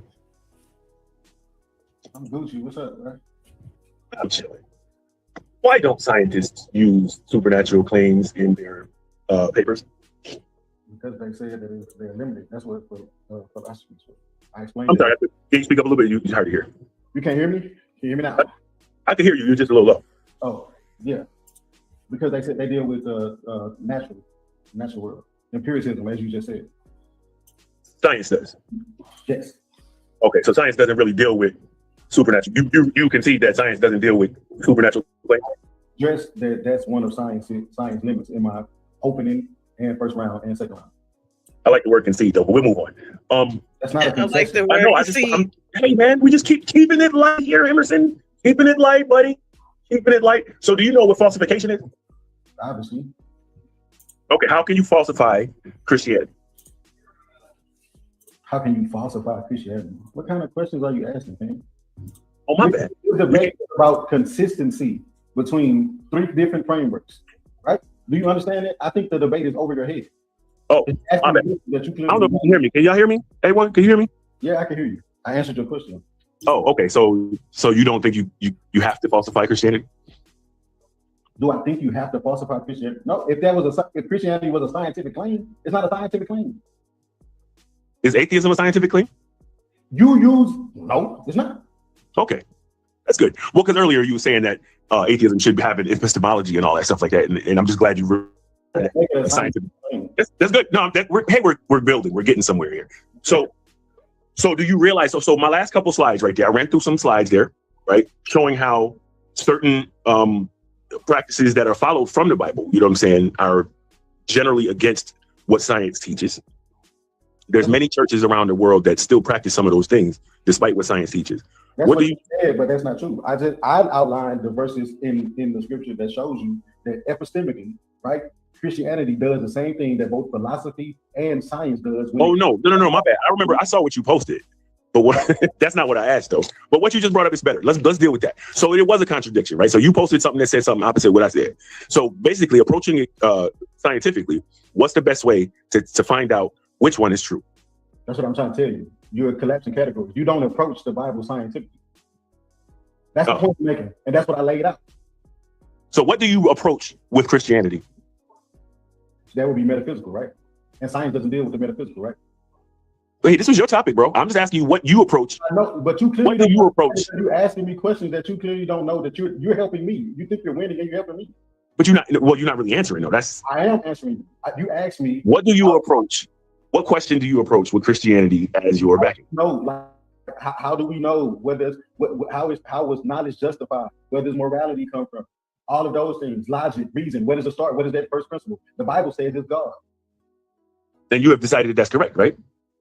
Yes, I believe, but my belief don't have nothing to do with what the resolution is. Can we stick to what the resolution is? Well, no, the belief does, because your belief you showed that the Lord is the beginning of all knowledge. Right. That's the Bible's claim. Right. That's the Bible's claim. That's his epistemic claim. Right? That's what you right. And so what I'm saying is, hold on. No, I got you. I was making sure that was something that you posted. So what I'm saying is now, right? Starting from that position, we just died. Right? What question do you approach with that position? What did he say? He just died. He said that the Bible, you're gonna say that the Bible is the foundation for all of them. For what he said, for all science. For information, that's wild word, yo. Like you supposed to be, they supposed to be working together. You tripping?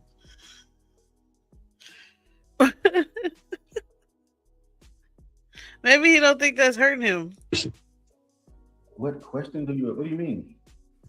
How did science and philosophy start with a question that they need to answer in their hypothesis? Right. So I guess the question would be, how did we get here, or how did all life come? So then you would go to Genesis 1:1 and says, God created the heavens and earth. Right. Then Genesis. Okay. All right. And now, before you go to Genesis 1:1, did you already believe that Genesis 1:1 was the answer? What does that have to do with the resolution? I'm just asking you a question, brother. It's me you talking. You hear he threw that believe there? I know, but it's my question part. So just answer me. Did you believe that has to do with the resolution? Well, you said you would go there. I'm just following up on what you just said. I answered your question that had something to do with I know, and now we going. I'm just trying to dig a little deeper, buddy. I'm just trying. So when you have the question of life, and do you already know the answer is going to be in Genesis before you go?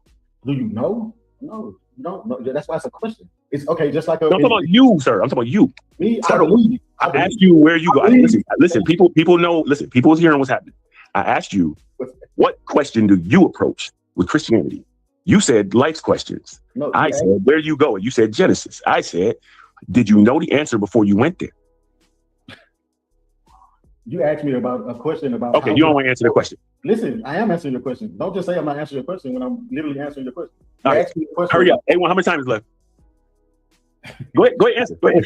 Answer the question. So you asked me a question about how. The time's on the screen. Oh, yes, on screen. You asked me a question about how I would approach the question, basically like an hypothesis, right? So I said, I guess the question would be, how did we get here, right? And then if I'm looking for that as far as Christianity, not in science or philosophy, I would go to Genesis 1. That makes sense now? I mean, it makes sense when you said that. I just wanted to make sure you got it right. Okay, so you realize you just got finished saying that those aren't scientific questions, though, right? It's a philosophical question, fam. I never said it was a scientific question. Well, that's time out, because despite you still trying to separate it, philosophy is a science. Philosophy presupposes science, bro. Philosophy is a science. So what I'm saying is, Yo, you're doing pretty good at avoiding these. But I know that the judges are seeing your avoidance as not answering. Directly. No, sir. Okay, slow down. Let me answer. Here's the question. Is the question of where do we come from in the beginning of life a scientific question? It's a yes or no. Okay, boom. Yes or no. Beautiful. What I said was philosophy is a science, and you tried to argue with that. And I responded to you by saying philosophy presupposes science. Okay, let me start over. Is philosophy a science? Yes. Bruh. What do you think you're doing? Philosophy presupposes. Okay, slow down. You already answered the question. That's great. So knowing that those ain't scientific questions, and knowing that atheism definitely doesn't approach supernatural things, right? It's not even a position. It's an answer to a question, right? How do you suppose that someone in the Christianity, how can Christianity be more compatible when an atheist takes the same position that a scientist takes? No, it doesn't. To every question. No, to every question. No, it doesn't. Because scientists do not say that whether God exists or not. They don't have they don't rationalize God, they don't deal with God. Atheism does. 1 minute. You see what I'm saying? No, you're wrong about that. Atheism is just the answer to that question. That's it. But that's what I'm saying. Atheism deals with that question. Science doesn't deal with it at all. As you pointed out in your slide. No, science tells you it doesn't deal with that question, right? Exactly. It takes the same position. How is it consistent? No. Slow down. I'm about to tell you right now. Matter of fact, yeah, I'll tell you that answer. I gave it in my presentation. I showed that. Matter of fact, I should pull it up. How much time I got left? You got 30 seconds, bro. No, I'm not even about to worry about that. So atheism, you're saying that atheism isn't consistent because it deals with a supernatural claim. No, but atheists take the neutral position on every question the same way a scientist does. It doesn't assume the answer beforehand. How is that? How Christianity does assume the position beforehand? Like you just keep. It is. He kind of trapped him with that. Yeah. Once you say he asked if he believed that answer first. Yeah. I mean, once you say that, the Bible already is the foundation. Like, what are you doing right there, bro? So yeah, you saying you already assume before. This is only to confirm what you already think you know. Man, come on, bro. Oh man. Yeah, that was. Which one you wanted with you and Courtney? Yours or his? Mine. Mine. Hold on, I got this one. This is Leandre. He's gonna talk super fast because, well, he's a barbarian and he talks super fast. What's this one? Make him talk faster. Was the killing of This was the killing of Alex Preddy justified. Okay. And Leandre, his name is Negro Spiritual on the screen, said it was. And King Naga said it wasn't. And yeah, so here's it.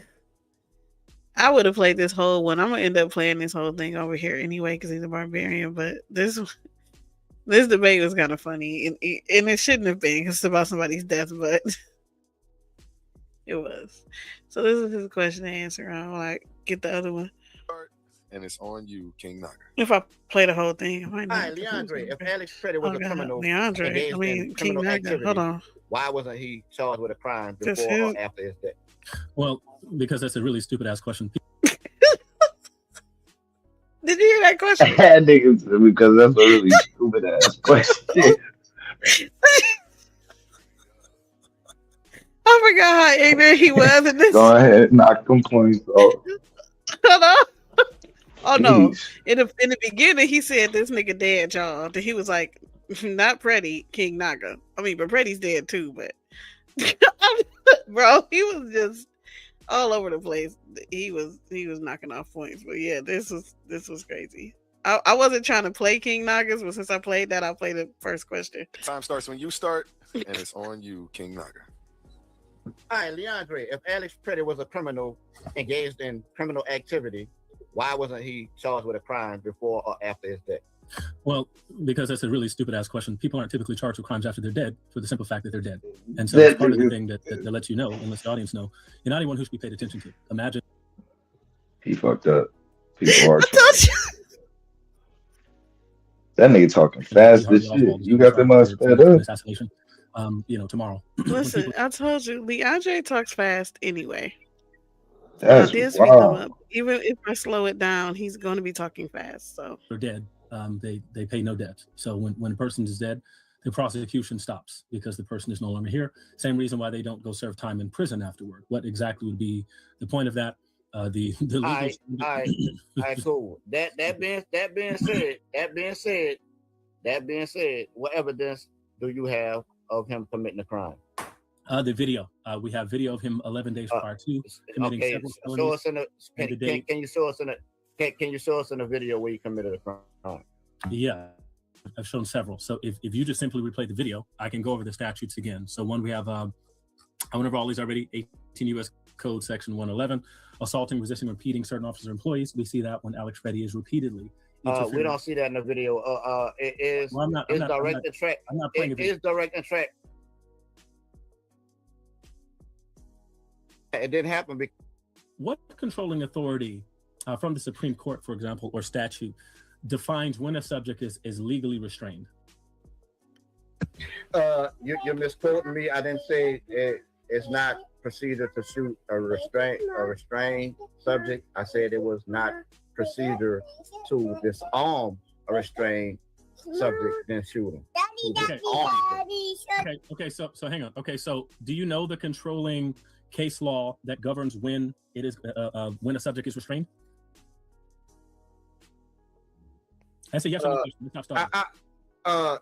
I don't know the case law, but I pretty much know that a person is restrained with 6 federal agents on them, and if it's down on the concrete. Yeah, so that's actually false. So California v. Hodari says otherwise. Are you aware of that? That's wild. Okay, let's move on to the next one. Okay, you said that it's like the officer didn't see that man disarm Alex Reddy. How do the officers know? Do the officers typically have guns when they're in the course of their duties? Yeah, officers do typically have guns in the course of their duties, and they typically encounter citizens with guns. I'm one of those citizens they encounter with a gun. Yeah, congratulations. And so, let's say if the officers are in the middle of trying to restrain Alex Reddy, who was actively resisting, if they see one officer with a gun in his hand, how do the officers know for certain that that's Alex Reddy's gun? Probably because 2 other agents were holding Alex Reddy's hand, which contained a phone in one hand and eyeglasses in the other hand. So they know he wasn't reaching. They know he wasn't reaching. Well, this is not the question I asked you.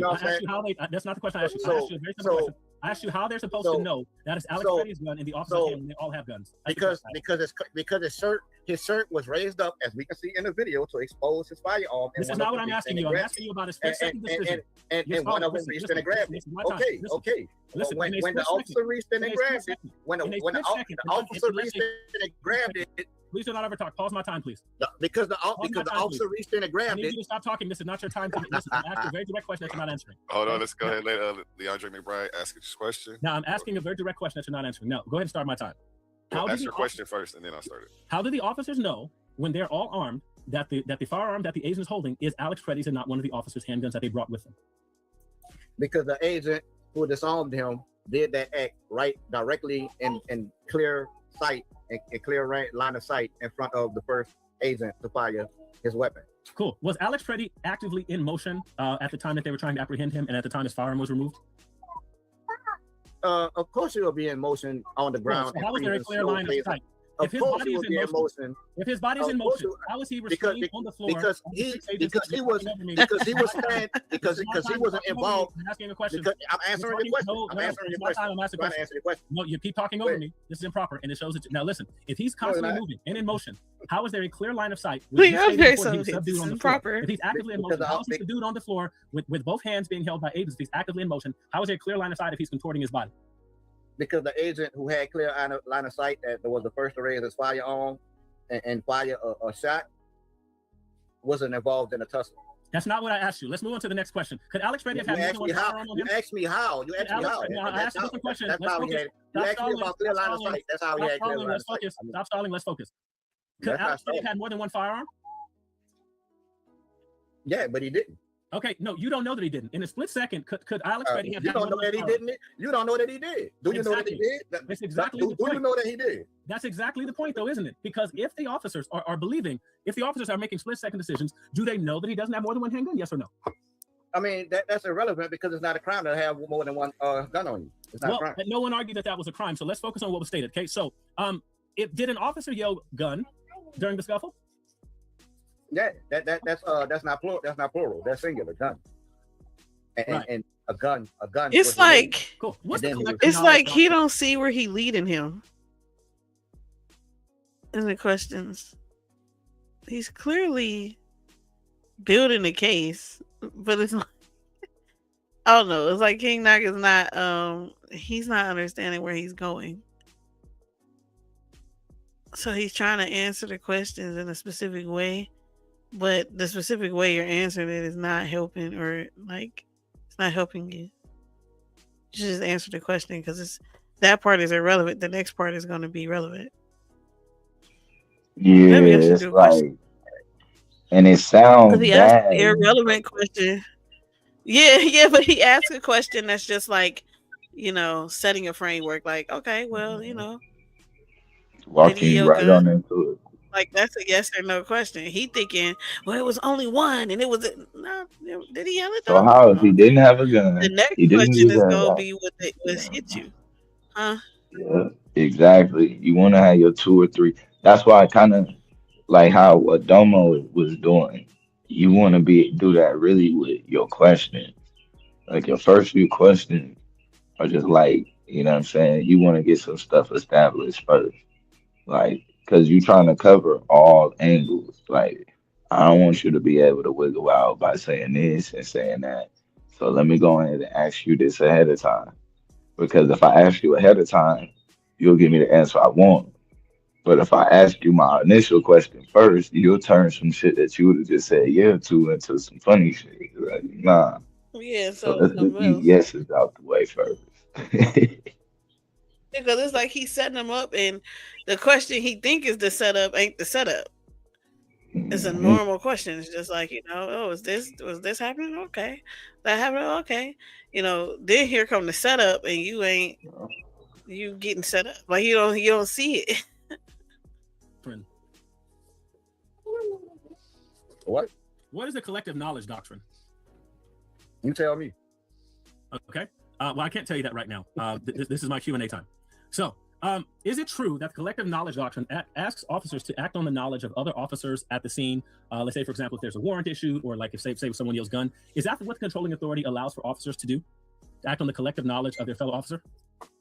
Yeah, I imagine so. And you know what I'm saying? That's how they could have had knowledgeable information about him not having a criminal history and being a legal gun owner.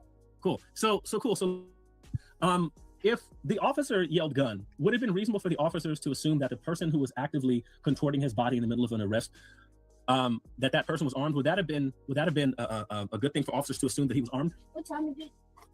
I mean, most of the American public is armed. So that's not what I asked you. Let's focus on what I asked you. If an officer yells gun to a subject who you admit is actively contorting his body as they're trying to subdue him, if they know now, would it be reasonable for them to assume that the subject is armed once an officer yells gun? Wow. Yeah, of course. Cool. And so if the officer yells gun, and why you say wow? You say wow. It's like no way you say yes. So he was actively contorting this, bro. You're saying he was a threat. The only thing you should be supposed to be answering is no, he was no threat. That's why I'm like, from the but beginning, earlier he asked, no was he threat. fighting? Was he under the ground fighting? He said yes. So he was like, okay, if he actively contorting his body. So now everything he doing, he prefacing with contorting his body.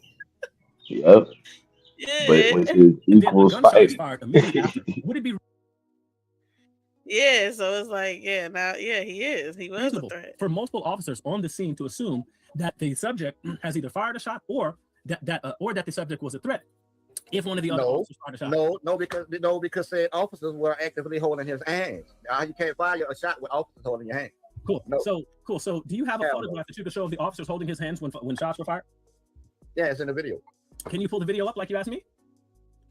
I mean, I did already. If you ain't catch it, that's your bad. I probably wouldn't have did that either.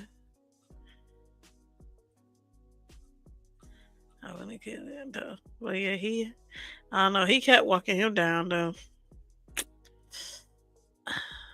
I had y'all. He is the prophesied king of Israel. It's Jesus, the prophesied king to save Israel. Now it's time for Blue to interrogate Brother Courtney. All right, let's bring these two brothers back up here. Let me get their... Look at your face. This nigga, your face is just always like, I don't care. Flock together. All right, I'm ready when you are, Blue. Let me know when you're ready. What's the title of today's debate? Is Jesus the prophesied king and savior of Israel? Is Jesus the king of Israel? Yes. When? Well, actually, in his baptism, there was an announcement that was made, and actually at his birth. His baptism, he became actually at his birth, it is said that he is the son of the Most High God, and these are kingly This is kingly language as it relates to the individual being born, and that was Jesus. So you saying that a priest isn't the son of the Most High?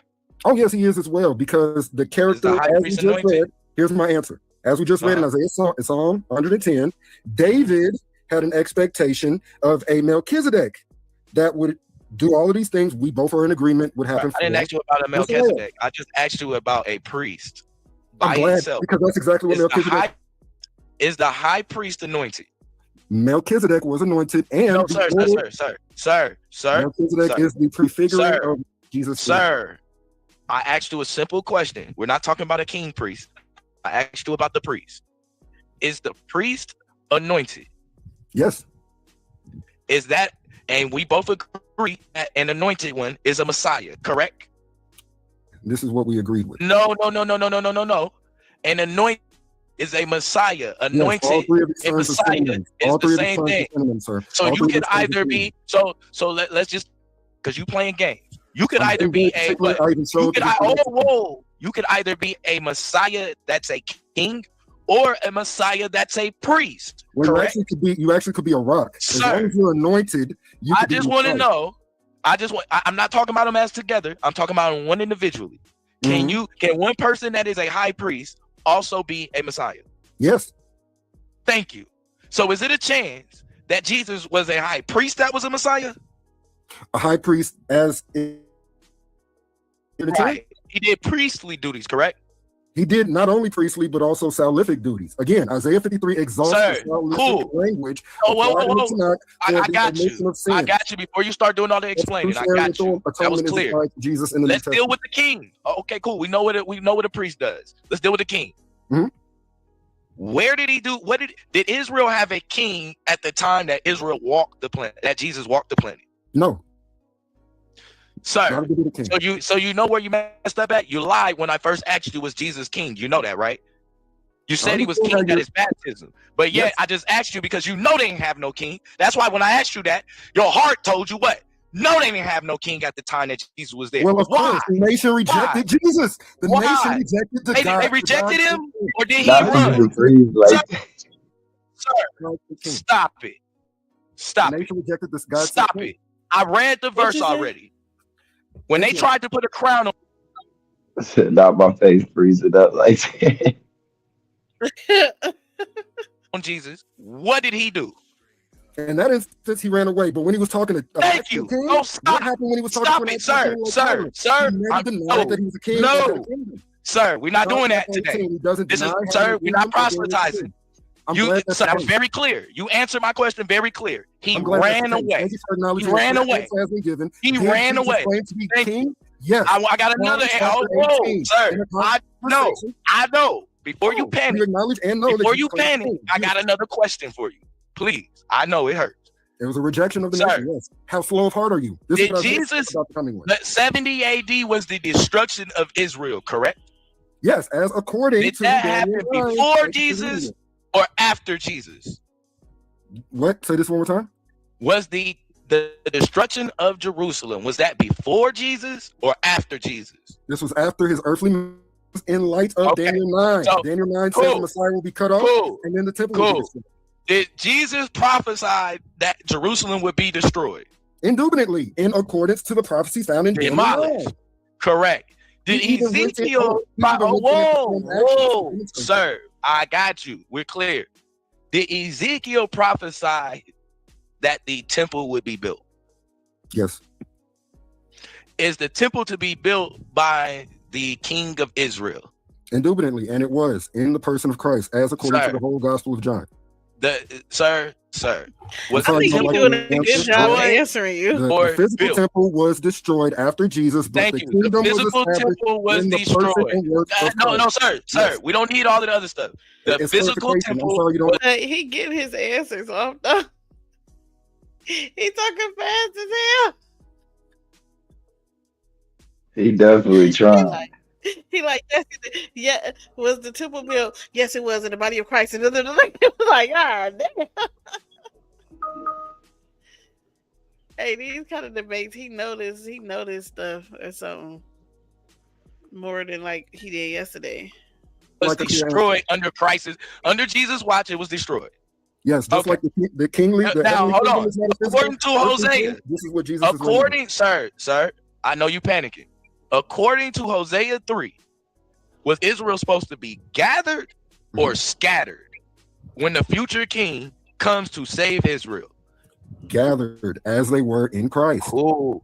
Sir, when Jesus told them when the enemy sieged Jerusalem to run, ain't that what he told them to run? Right? Yes. Where did and he told them the people who were in the city to do what? Get out, right? Exactly. Is that gathering Israel or is that scattering Israel? If they hear his voice, that would be gathering. Where are they gathering at? Oh, in him, in the ultimate. So he told them to flee to the mountains. In the ultimate salvation that he offers. Sir, where are they going when their home is being destroyed? Sir, did he save Israel from the...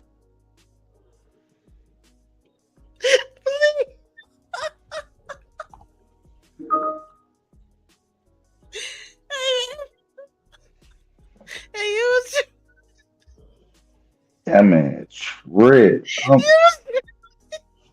God, Jesus kicked around today. That nigga said he told them to run. Like, what? Man, get the fuck up out of here. That shit.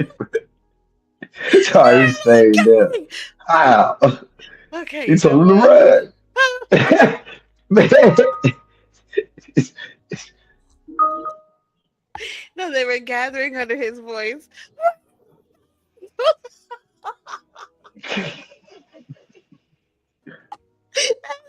Sir, did the people who got caught in 70 AD die? Many of them died, yes. A lot of people died in 70, yes. Was Jesus supposed to save those people? The Messiah will be cut off, and then the temple will be destroyed. Did Jesus, when the future king comes, where are they gathering at? Oh, in him, in the ultimate salvation. He told them to flee to the mountains. In the ultimate salvation that he offers. Sir, are they going when their home is being... Sir, did he save Israel from the coming destruction? Yes, eternally, by means of redeeming their lives. I think it said eternally. On the cross, and atonement occurred. Sir, did the people who got caught in 70 AD die? Many of them died, yes. A lot of people died in 70, yes. Was Jesus supposed to save those people? No, not all of them. Supposed to get judged. Jesus was not supposed to save every ethnic Israel. It's not part of the promise to save every ethnic Israelite. Oh, it's not part of the promise for Jesus. So I just want to be clear. Hold on. I want to be clear. But for the king, is it a part of the promise for the king to save Israel from its enemies? The promise that the king will destroy the enemies. The salvation is not occurring. He died. Thank you. Sir, was the enemies destroyed, or did they destroy Israel? They definitely destroyed the city state. They definitely destroyed Israel. So we can say that when it comes down to restoring. No. Sir. What happened? Easy. Steve, life. Oh my God. Nah, I gotta make some shorts out of this shit. What the fuck?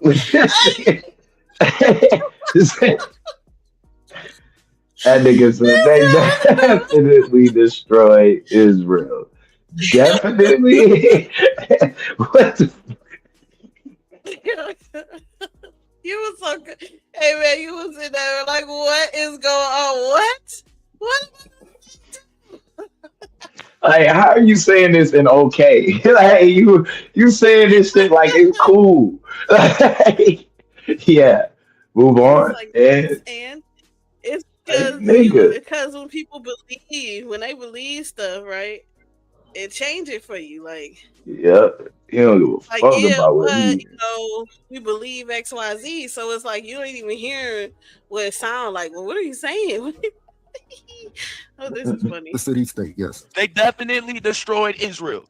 So we can say that when it comes down to restoring Israel, Jesus failed, correct? No. Sir. What happened? Easy. They receive life eternally through the offering of Christ as the payment of their sins so that they can have eternal union with God. Sir, so he didn't save Israel. Sir, did he save physical Israel? Oh, in some sense, yes. Because some of the people who his death atones for were ethnic Israelites. Sir, it's telling them to get out of it's telling them to flee out of the city. Is that saving physical Israel? Possibly, if they continue to live their salvation in hearkening unto his words. Sir, the city of Jerusalem. Playing games. Did he restore the city of Jerusalem? Yes, the heavenly city. Bringing unity between God's elect and his people. On earth, did he restore the physical city of Jerusalem? The fact that we're talking eschatology shocks me because you're asking about physical on earth. Did he restore the physical city of Jerusalem? Again, through the redemption so he failed. Thank you. All right. See, that's the end of the rap. That nigga crazy as hell. He refused to say yes or no, but he was just gonna describe how Israel was being destroyed. Oh no, it was definitely destroyed. Like, what? What? Saved him eternally. I'm so confused. Man. Oh my god, that was funny. My question and answer round I got a 7. You got a 7. Nah, we'll move on. Well, I got a 7 and a 10. I got a 7 and a 10. Yeah, that was a good question to answer. If you ask me, like he was going in. He said definitely failed. Y'all gotta make some clips out of that. That shit was too funny. Bro ain't give a fuck about Jesus that day.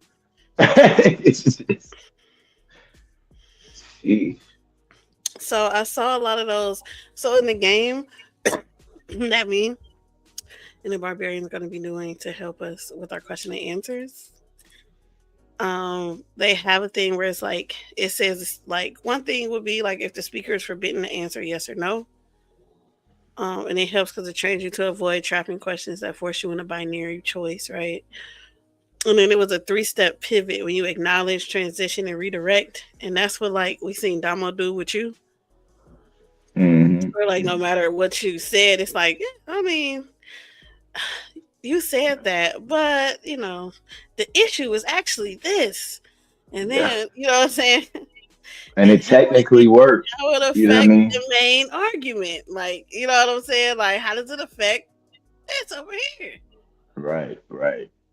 So because I mean, if you can't get out of it, the least you could do is mess it up a little bit. And it worked for one judge, they liked it, and for the other judge, they preferred what I did. So you at least getting a split at the, you know what I'm saying, at least. So on here, well, in our game, we're gonna have to like basically do a 1-minute like presentation behind like a absurd point, and then answer question and answers about it without contradicting ourselves.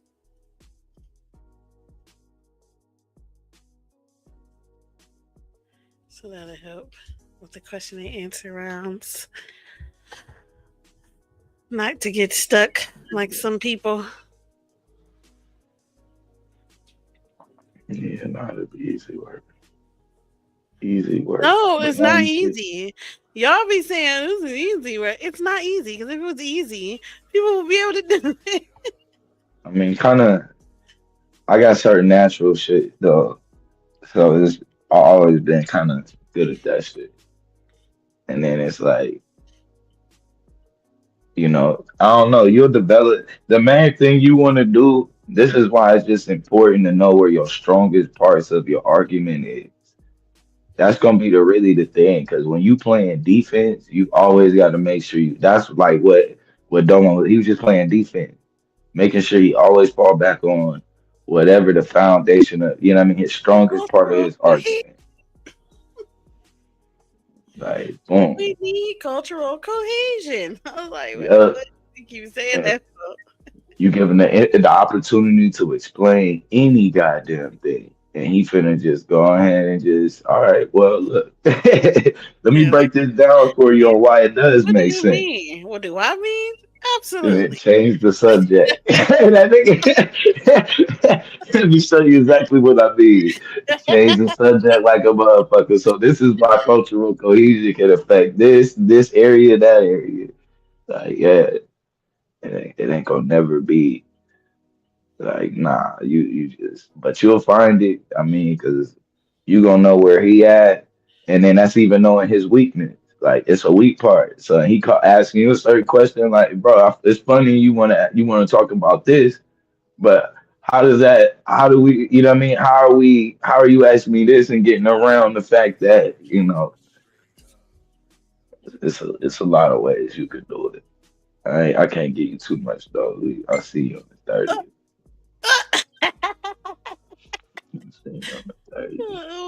What? What? You don't think you can get around me asking you questions? You're gonna definitely learn something then. About question asking? You're gonna learn something then. All of it. I know how to do a presentation for real. I feel like my premise rounds be cool. I feel like in my rebuttal, like, I don't know. Y'all just be saying entirely too much stupid shit to respond to. Like, there's no way to respond to everything that you disagree with because y'all people just be like presenting crazy stuff. Yep. You gotta pick out the shit you like. Like, okay, here we go. This works. Like, even you know what I mean. Even in your rebuttal round, you wanna try to respond to everything, but everything might not be. You know what I'm saying? You might not have a strong enough of an argument. So pick you out like 3 major points, and from there, like, all right, it's the foundation. As long as you got those, you could always mix in what he said live into your, you know what I'm saying, into your rebuttal. Kind of. But I never turned in a premise before, so I don't even know. Turn in your premises. You need that. Turn in your premise. I mean, honestly, give up. You pretty much. I mean, you don't give up everything, but you give up a lot of stuff because you want him. You want your opponent to know where you're going because it's gonna make a better debate. You know what I'm saying? Like transhumanism, our topic, and I shouldn't have let you put like, you're gonna have all my sources. You're gonna have all my full argument. But I don't know. But the thing is that you're because it's still a broad topic, right? So you gotta go a certain. Hey, can you come, Paula? You gotta go a certain way with that, like, because it's just saying should we embrace it? I think we should embrace it actually in any way, actually. But like we're not specific about what we should embrace, but I think it's a degradation period, so it doesn't matter. I don't care how much we rely on technology. Transhumanism is crazy. I don't like anything trans anything. Except for them centaurs. I feel like they kind of cool. That's a good one. What? I don't like anything trans. Anything. Centaurs is okay. I don't know. Trans. I like to translate. Always on time. Hey, Psycho. Oh, y'all missed it. We was going over people's question and answer rounds. Looking at good question and answer rounds, some bad ones. I ain't bring mine up. Mine are horrible. I don't like watching myself either. We gotta finish up those damn songs for real. Yeah. We finished the song. Where we gonna play that song at? That's not a song. We grown. I understand that. Yeah. It's once I upload it, it's going up on my channel, so it's gonna get played anyway.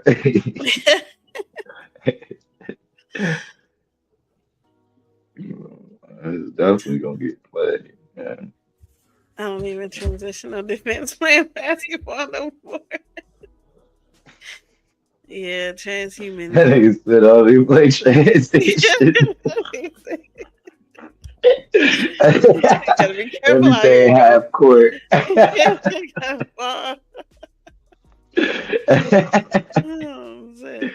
What up, King Kapala? Yeah, man. So yeah, that these question and answer. I figured now, figured it out. Because see, before I was confused. I thought question and answer, like I thought it had to do with the other person's rounds, really, like their premise or their rebuttals, but it's really just on building your own case through questions. Like I'm questioning you in a way that's going to make my case sound better, or make it sound like you're stupid. That's what I got from it. Energy right? gotta be like that. Yeah, your energy gotta be like that. Like no matter even what he's saying, it all gotta sound stupid to you. Like, man, what the fuck? Well, everybody saying had what a the face fuck. like you, except for with Courtney, because with Courtney, you was going crazy. Yeah. And that, you know what I mean? And part of that is too, that's like showing how crazy he looking. Like, you know what I'm saying? It's like because he ain't if I'm not as animated, he not animated. So it's like, is he wrong? Or it's like, bro, you know what I'm saying? Like what we doing here? Yeah, you gotta I don't know, because even though you was like rapid firing on Damo, he wasn't answering your questions, but it was like he kind of just remained. Yeah, he was like stemming. He was like stemming his premise. Yeah, I was able to, he was saying what I needed him to say, but when I asked him what he was saying, like when I started, he went on and explained it. He just started explaining it. Like, no, that's not what I'm saying. What I'm saying is, and then he'll say the same shit. No, he was giving a speech. Like, what I'm saying is, wait a minute, what are you saying? You are saying that there. No, what I'm saying is cultural cohesion. So I don't know.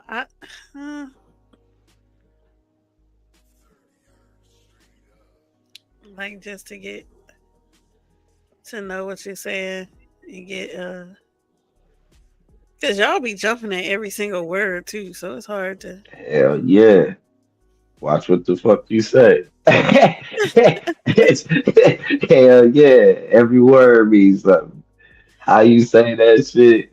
Like, wait, what was that? It's like if you take it back, it's like, okay, you don't know what you're talking about or something. Mm-hmm. But even in lawyer mode, because Psycho said like you got to get in lawyer mode, right? So I can get on my little Jasmine Crockett, but y'all start just lying, and then I start feeling like Lucky.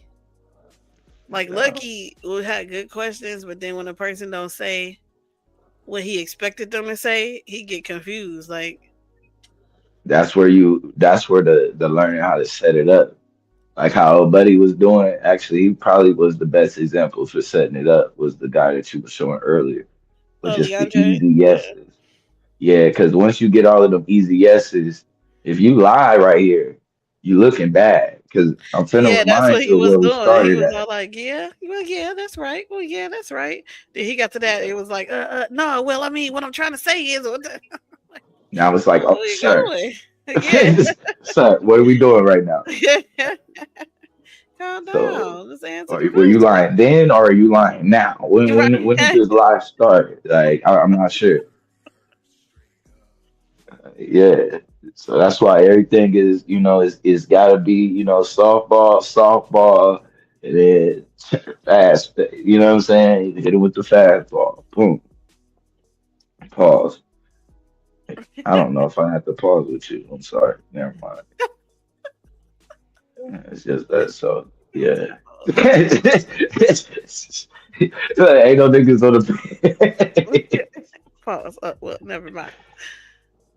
Okay, so yeah, because I'm just like, it's got to be something to it besides over talking, because I don't like that. The constant over talking and asking a question and talking over the answer, or when you give me your answer, you want to spend 3 minutes on it, so the person has to cut you off. Like that can't be a good tactic. That's annoying. But I might do the annoying ass just debating through through the question and answer. That apparently works. Yeah, you'll find it. You'll find it. I don't appeal to the judges.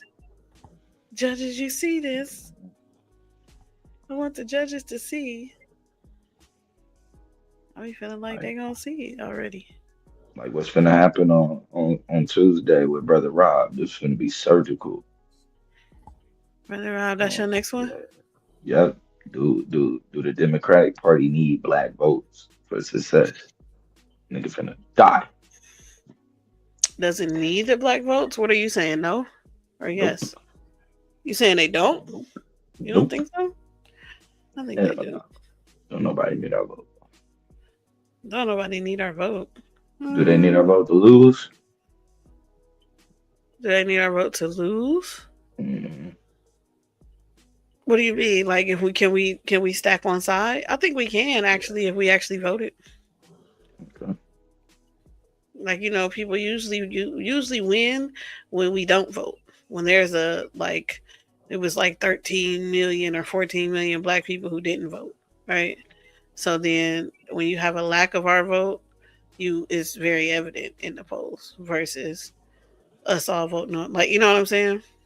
Our lack that we can tell in the polls when it's a lack of our votes.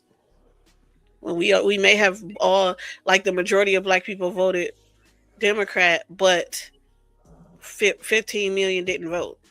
You know what I'm saying? They didn't even vote at all. Well, more than likely the Democrat won't win. So, like, them kind of stats. However, do we make up that much of the society? It depends on how much of the voting pool we make up, not how much of society we make up. Literally. But you might get them numbers and see, like, hey, actually, you might be 12% of society, but only 2% of voting pool. You know what I'm saying? So then it works against you. Nah. I mean, the strongest argument he gonna have. Not is against Georgia. you, but against him. Like, if you say if all our votes together is only 2% of the voting pool, then it ain't really making a difference. I mean, we starting there, but there's some other shit. What? I mean, his strongest thing is Georgia, and what happened with Georgia. So is this a local? Are we talking about local elections, or are we talking about? Because in Georgia, I would think that would be a. Well, no, remember that was for the presidential election, though. What I'm saying, wouldn't that be an unfair place if it's majority black? Not technically. I mean, he gonna have to use it to show, like, that was a majority black place and they flipped. Because not really. I want to say not only like the cities is like majority black. I want to say. Yeah, it says it's 33%. Yeah. 32 to 33% black. Right. So he gonna try to argue for the district. What percentage of the voting population is black?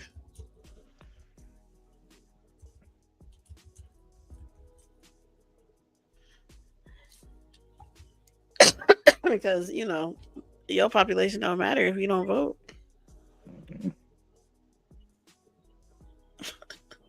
And there's a lot of black people who be like, my vote doesn't matter, I'm not voting.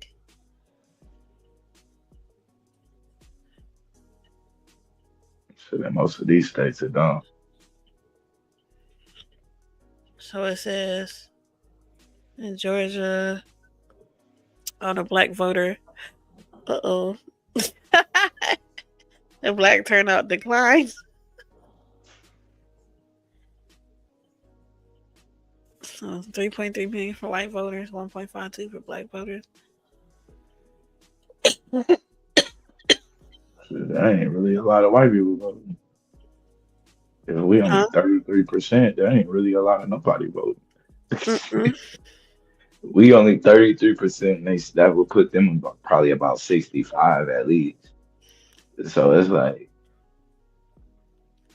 the white turnout is increasing while black turnout is decreasing. It's a cause for concern.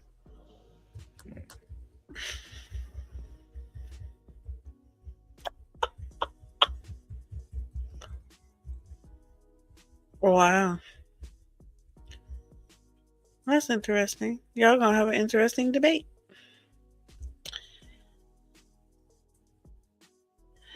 So it decreased. Okay, then it was an increase. But mainly in, of course, people under 50. But white people is people over 65.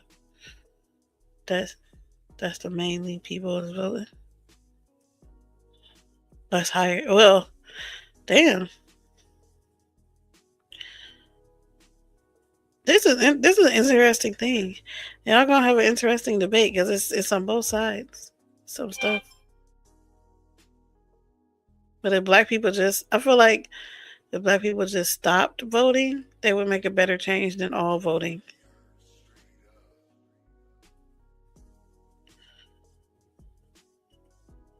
You said if they just stopped all together.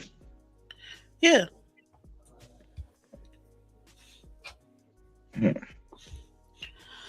Because right now, black people are guaranteed to vote a certain way majority, right? So at this point, they could do like Joe Biden did and not promise shit, not do shit, not nothing, and secure a black vote. If black people didn't vote at all for a minute, people would be like vying for our vote. So they would be, I could see that. I mean, adding us into stuff. They would be trying to incentivize us.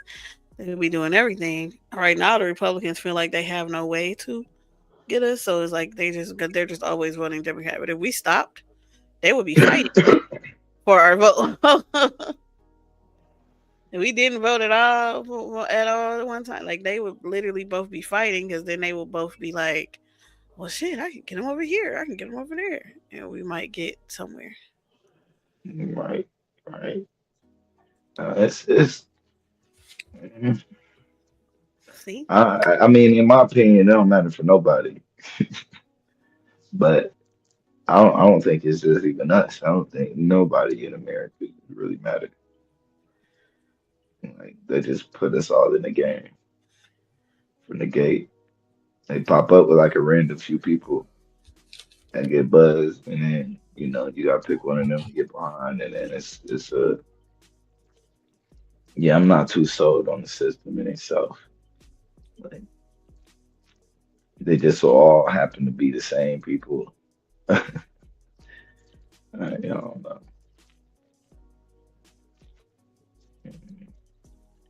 But it's a little bit different when we start. I don't know. It's a little bit different when we start talking about like being a block captain and stuff like that. But to me, I don't think that matters as much as what party you are. That's just gonna be the person that you're dealing with.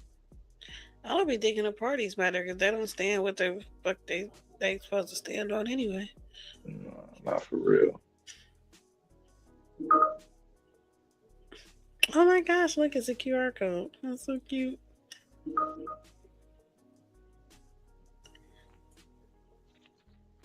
Well, we got the question and answer now. I'm gonna start doing some question and answers. I'm gonna get on a call in my group and just start questioning people on some crazy shit. I already know it. I don't know. I'll be having problems with questions and answers though, so they don't allow you to slow down.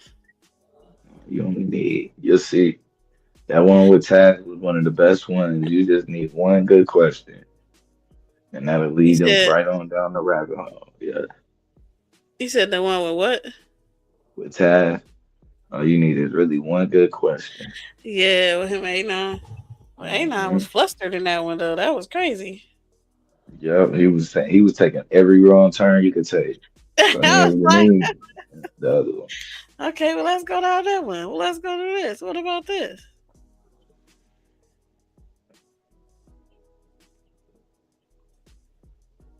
Yeah, man, I gotta figure out my little sneak attack. Well, guys, I guess I'll end the show now. We've been live for a minute, I guess. 2:22. Clock it. Yeah. What I'm gonna end with? Cap for real? I'll do Cap for real because I made that. I have to say this every single time. This was in response to Cedric, but I'm not beefing with Cedric anymore. That's what the song was from. Beef with him and Wavy. So, bye. You want to say bye, Blue? All right, y'all. Appreciate it. We shall do another one. I'm gonna put something together. We can go live. Okay, we can go live over there and talk about quasi crystals. Yeah, let's do that. Okay. All right. Bye-bye. Somebody should have told Cedric to work on them fucking candy bars. He was goddamn spitting. And the rest of you motherfuckers. You, Honey Clark. Name Honey. Go blah. We ain't never deal. They never needed your clout. Not when you got honey all in your mouth. Boss play again for the bars of shame. Gotta deal with these wannabe lames. Little times think that they on top. That's the bullshit that we gon' stop. How you atheist when they ain't your highest you got? ChatGPT got your eye being fraud. The entire bar below the view, check your shit. With your false quotes and fake ass wins. Your entire group is weak as fuck. We show up and tails get touched. You making songs when you got time. You should be reading, not trying to rhyme. Please say yeah, ChatGPT. Are you about to start praising deep sea? You talk a lot of shit you can't back up. You got no source since it's all fake, but niggas won't really be on they dick, but they don't even know Homo sapiens exist. I been crew to crew trying to be tough. You always fail cause you fake as fuck. The NAU looks up to us. The NAU looks up to us. Y'all hating this cat for real. Y'all wanna be down with the team, but ain't nobody down with the lingo. We don't like weak shit, nigga. We picked up barbarian energy. We got it. Try it alone or together. We bout it. Y'all know research never shot it. That's why you weak niggas getting bodied. You bitches is big mad. Hate all you want, but I eat that. How come it's real? Got big bag. Do what you need to compete, but I won't say it's all me. I got a team that stand on next to me, don't lag. Smoke out packs and bring heads back. Sharpen our swords to stay intact. Playing on your top like you do your chat. You see if we don't read, you should take that back. The bar was low, they got no mercy for dumbass niggas who false flag. Pseudo intellectual, that's you. Come with the shit if you want to. We're not equal, you are our fool. We can't be equal, you are our fool. Listen up, this nigga talking shit, but shopping at the base for less. Make his team look stupid, but they like that shit, I guess.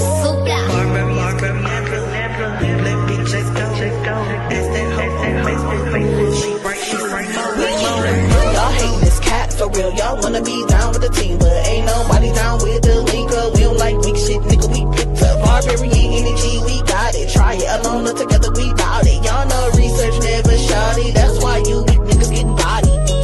Y'all hating this cat for real.